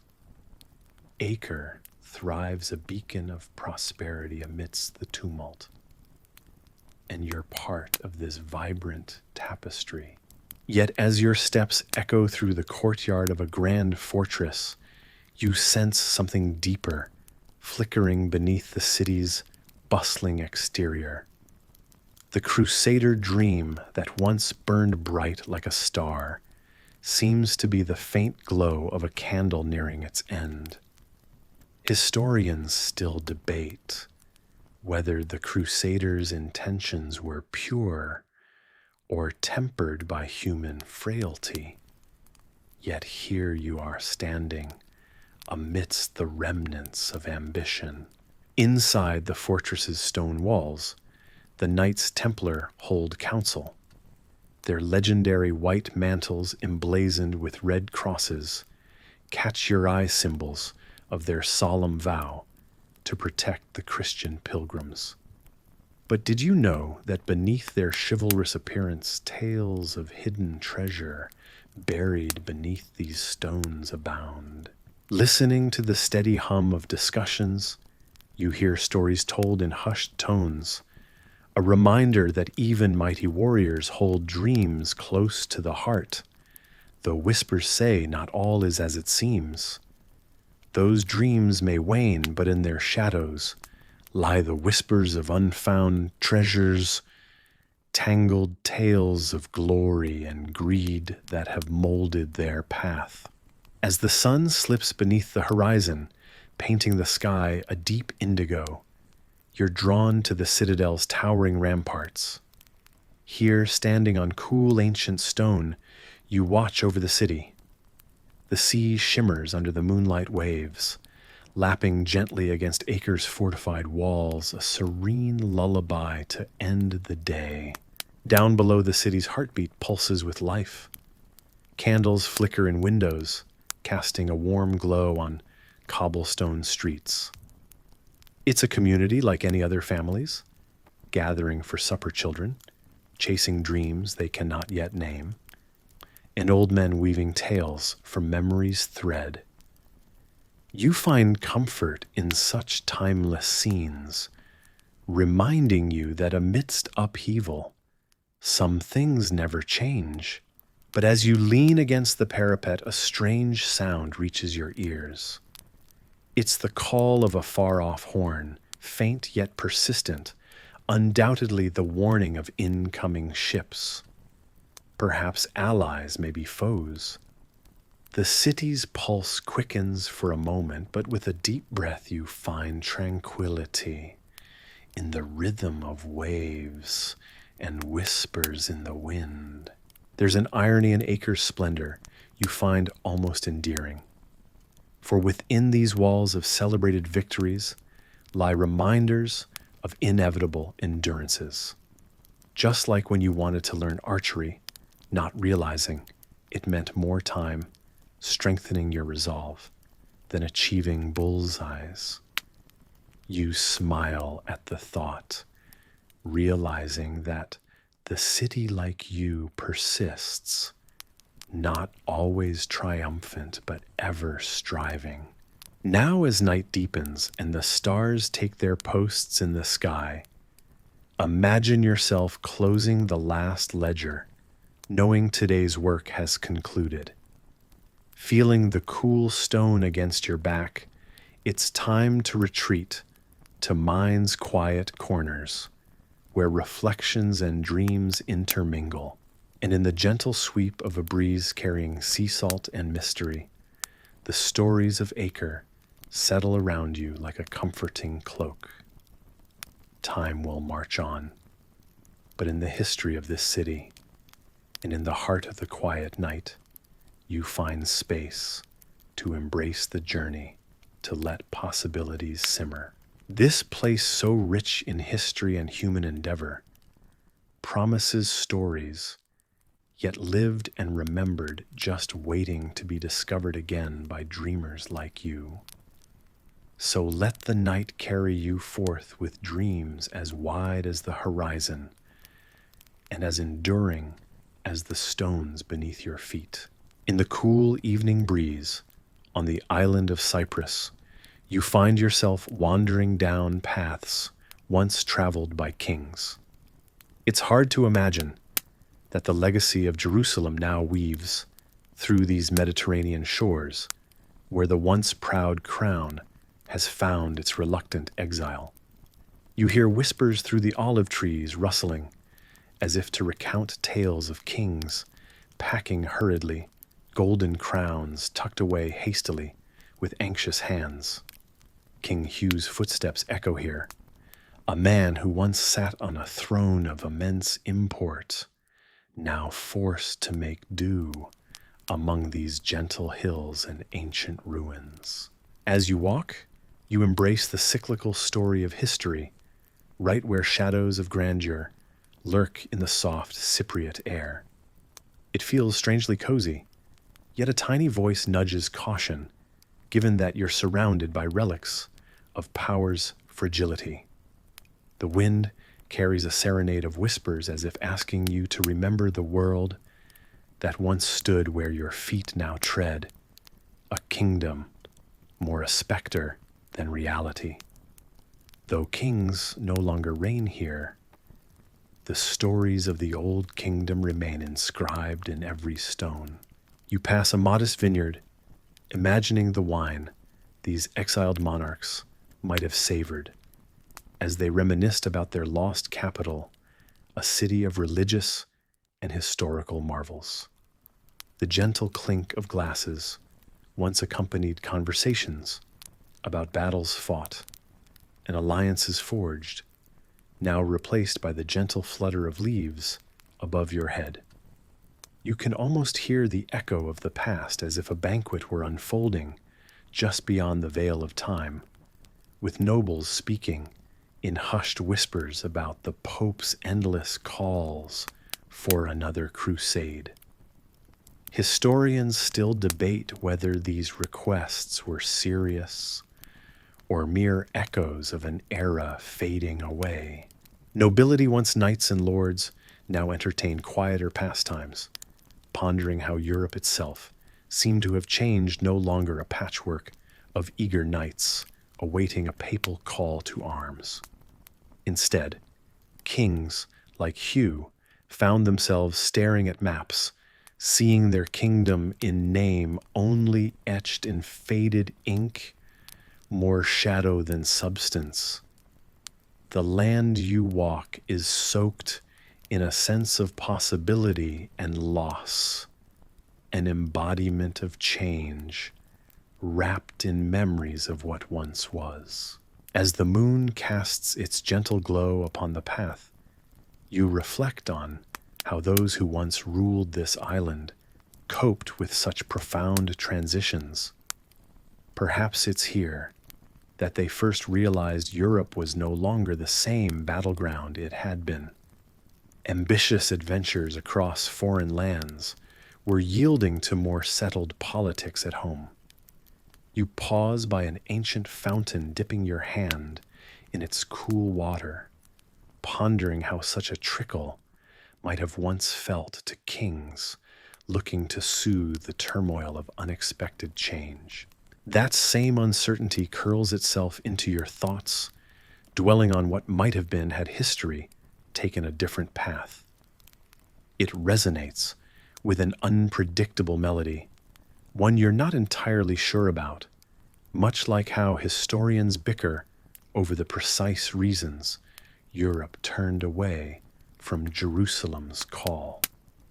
True enough, the Pope's persisted voices, echoing through Europe well into the night, sending ripples across fields of ever-changeful strategies and priorities. Still under the canopy of stars, there is a softness, a reassurance in how every exile finds its home, eventually, even if nestled among unfulfilled dreams.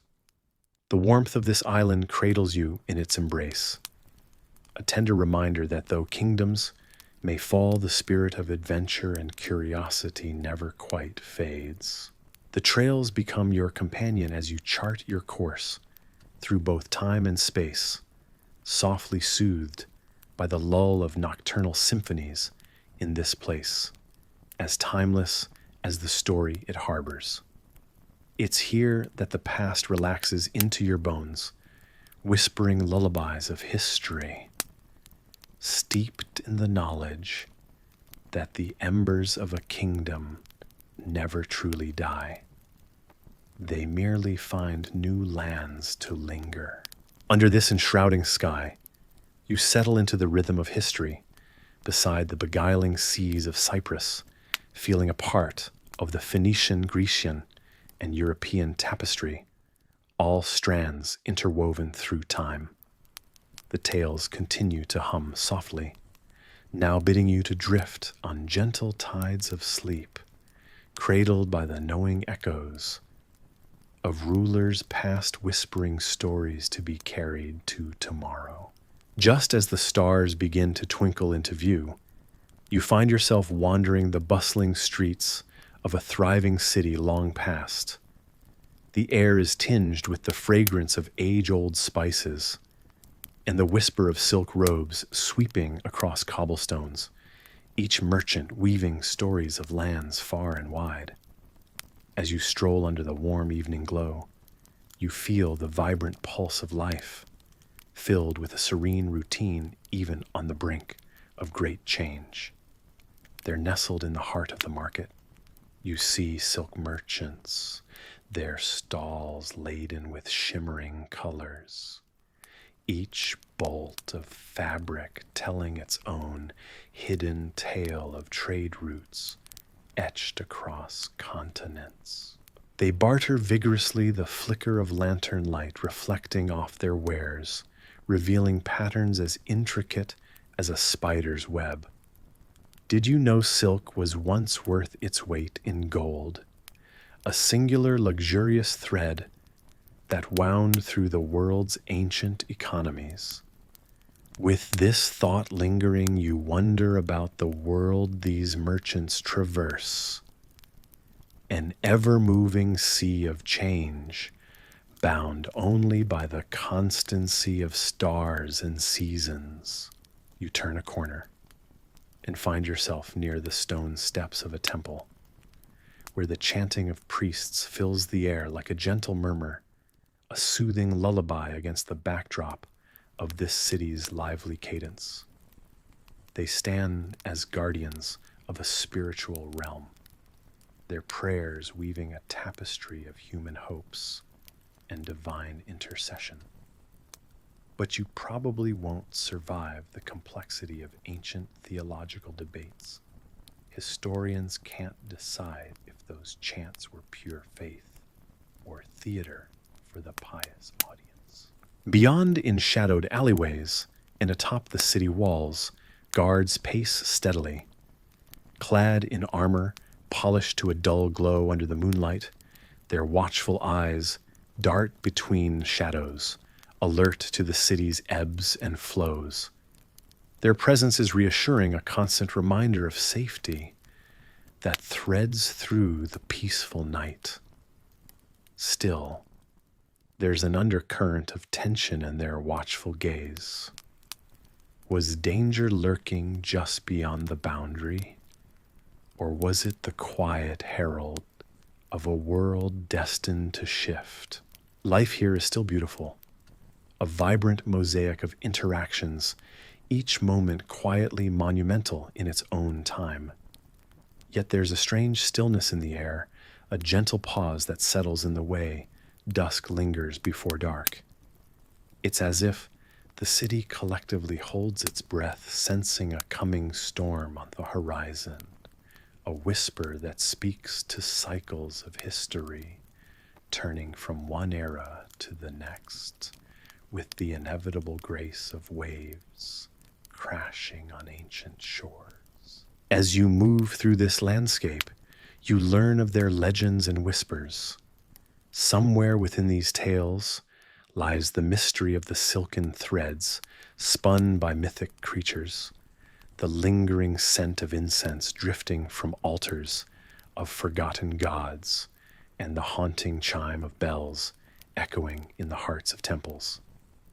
Historians still debate whether these elements signal the peak of this civilization or the subtle notes of its decline.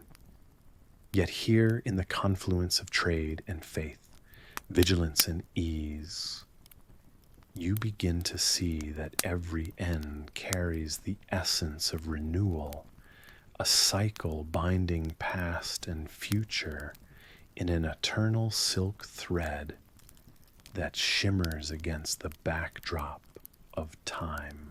Take solace in the gentle murmur of prayers and the reassuring clang of a guard's armor. Imagine the comfort of silk against your skin, the warmth of a city aglow with life, and let these lull your senses.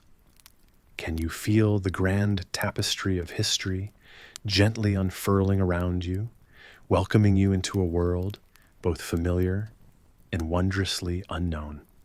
This is where past meets present, and where today's dreams weave the fabric of tomorrow's myths. Rest easy in this world on the cusp of transformation, where the beauty of the old still shines, even as threads of change begin to weave their way into the tapestry of existence.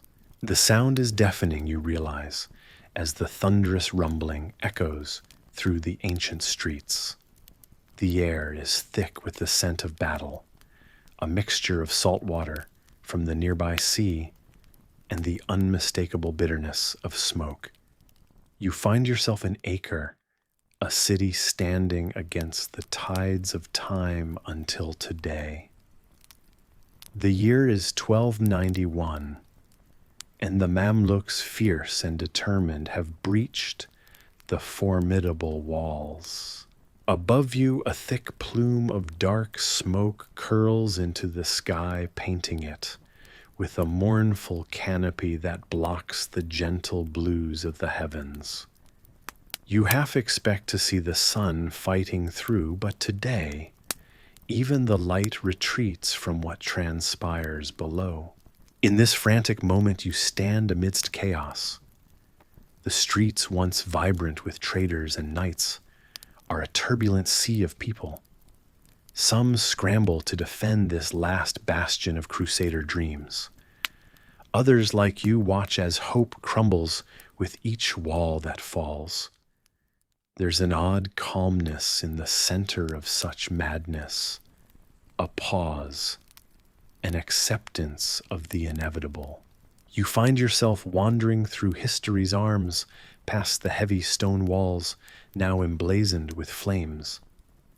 They've stood for ages, their surfaces, whispering stories of knights and kings, ransoms and rescues.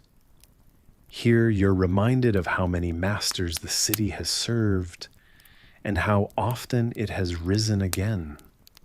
Yet today, historians still debate whether Acre's fall could have been avoided, an enduring question amid academic circles.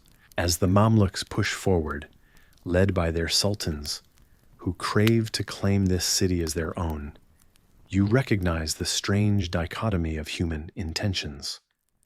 Warriors paint the town with swords and arrows, yet nearby, a child clings to a doll, a disconcerting symbol of innocence amidst utter calamity.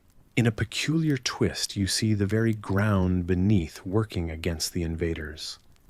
Rare swirls of dust dance defiantly, stirred by the unusual wind patterns that have long covered this land. Legends speak of Acre's guardian spirits, forces of nature that have shielded its people when dire times began to loom. You're not sure if this is true or just whispers passed down, but it makes for a good tale as you step over the battle-weary threshold. The city, once vibrant, begins to fade into a mass of smoke, rubble, and silence, closing an epoch in history without the grandeur of triumph. It's a humbling scene as the Crusader kingdom dwindles into ash, leaving behind echoes of its former life. Yet you sense in the sifting winds of history the constant churn of change, a relentless reminder that no empire is too mighty to fall. Now you walk past a relic of the past, a catapult, standing as a silent witness. It's unusual to see it unused, just a tool of yesterday, even as the world crumbles in the present.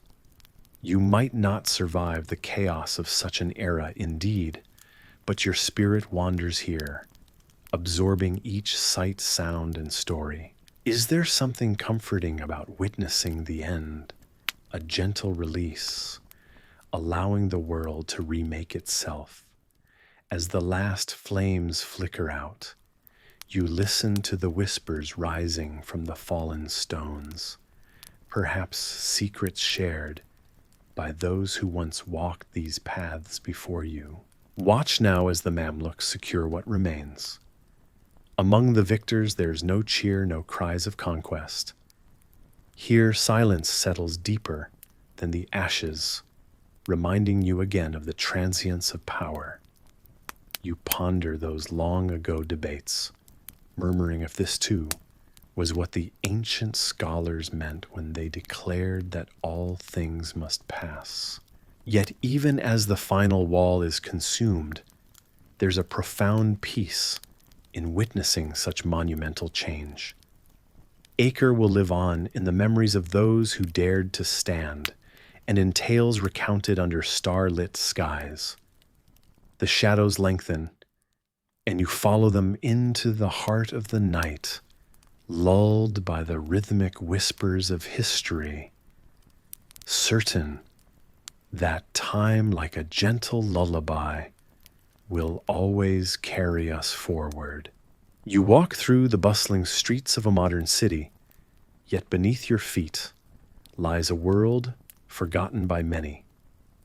Today's skyscrapers and bustling cars mask whispers of a past where knights roamed and kings held court. With each step, you cross over ancient cobblestones, where history was written by times passing and not just by ink on paper.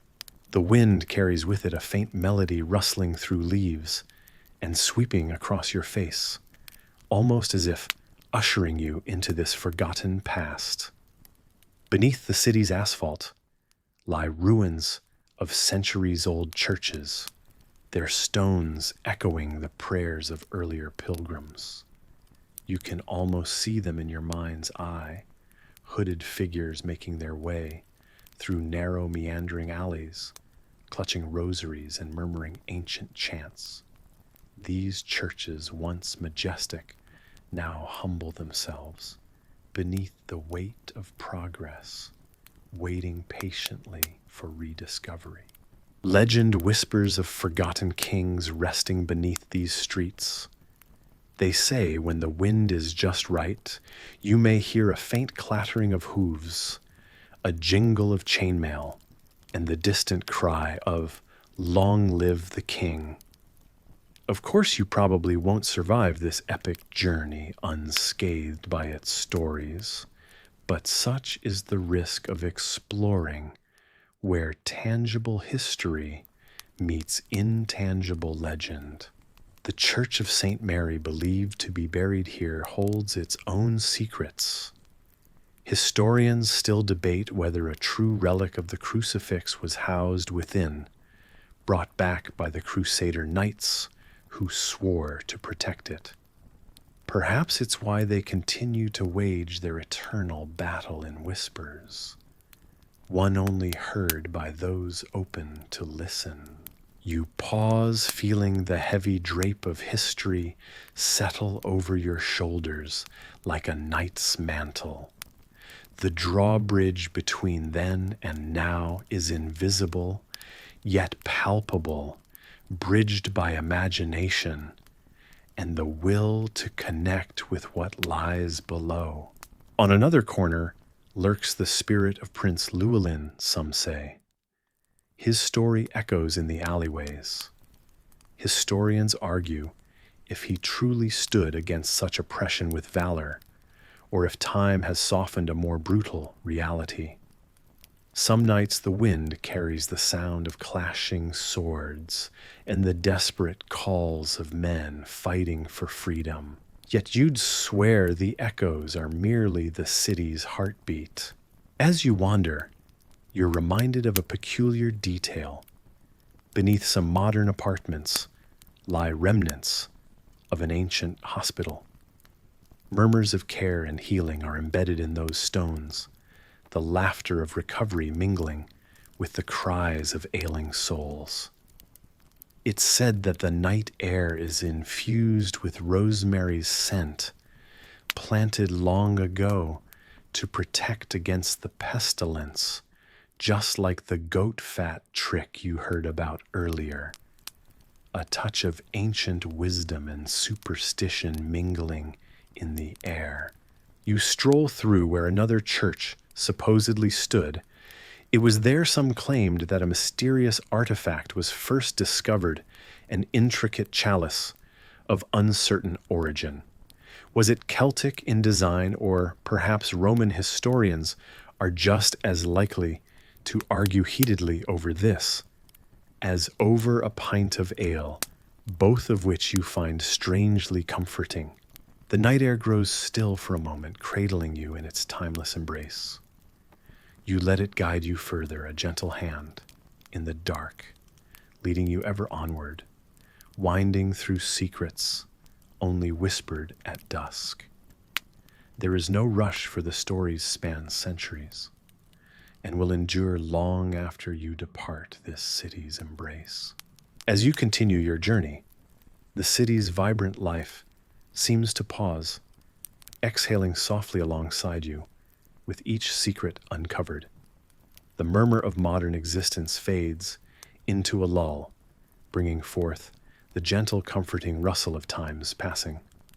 You feel a part of this tapestry interwoven with shadows of the past in your mind's wanderings. Allow your feet to tread gently upon this land where ruins remain and tales of past lives find home. Each step you take brings you closer to the rhythm of history's song, a lullaby, murmured through the stones and carried by the breeze. It's a place where reality dances seamlessly, with myth leaving you to wonder at the line between them and smiling at the realization that perhaps you were never meant to discern the difference. Beneath the modernity, the city holds its breath, awaiting the next curious wanderer to listen to its tales, yearning for someone to pause and reminisce. But for now, let the whispers guide you as you embrace this story. Close your eyes and let yourself be drawn deeper into that soft, ancient melody, melding past and present into a gentle chorus that lulls you into dreams. The pace of your journey slows naturally, like the setting sun casting a warming glow on all it touches. The city, with its stories both whispered and proclaimed, envelops you in its comfortable memory, a gentle reminder of all that was as it gently fades into a night of rest. Each step grows softer, a sleepy cadence settling in as you drift into the calm embrace of history's lasting lullaby.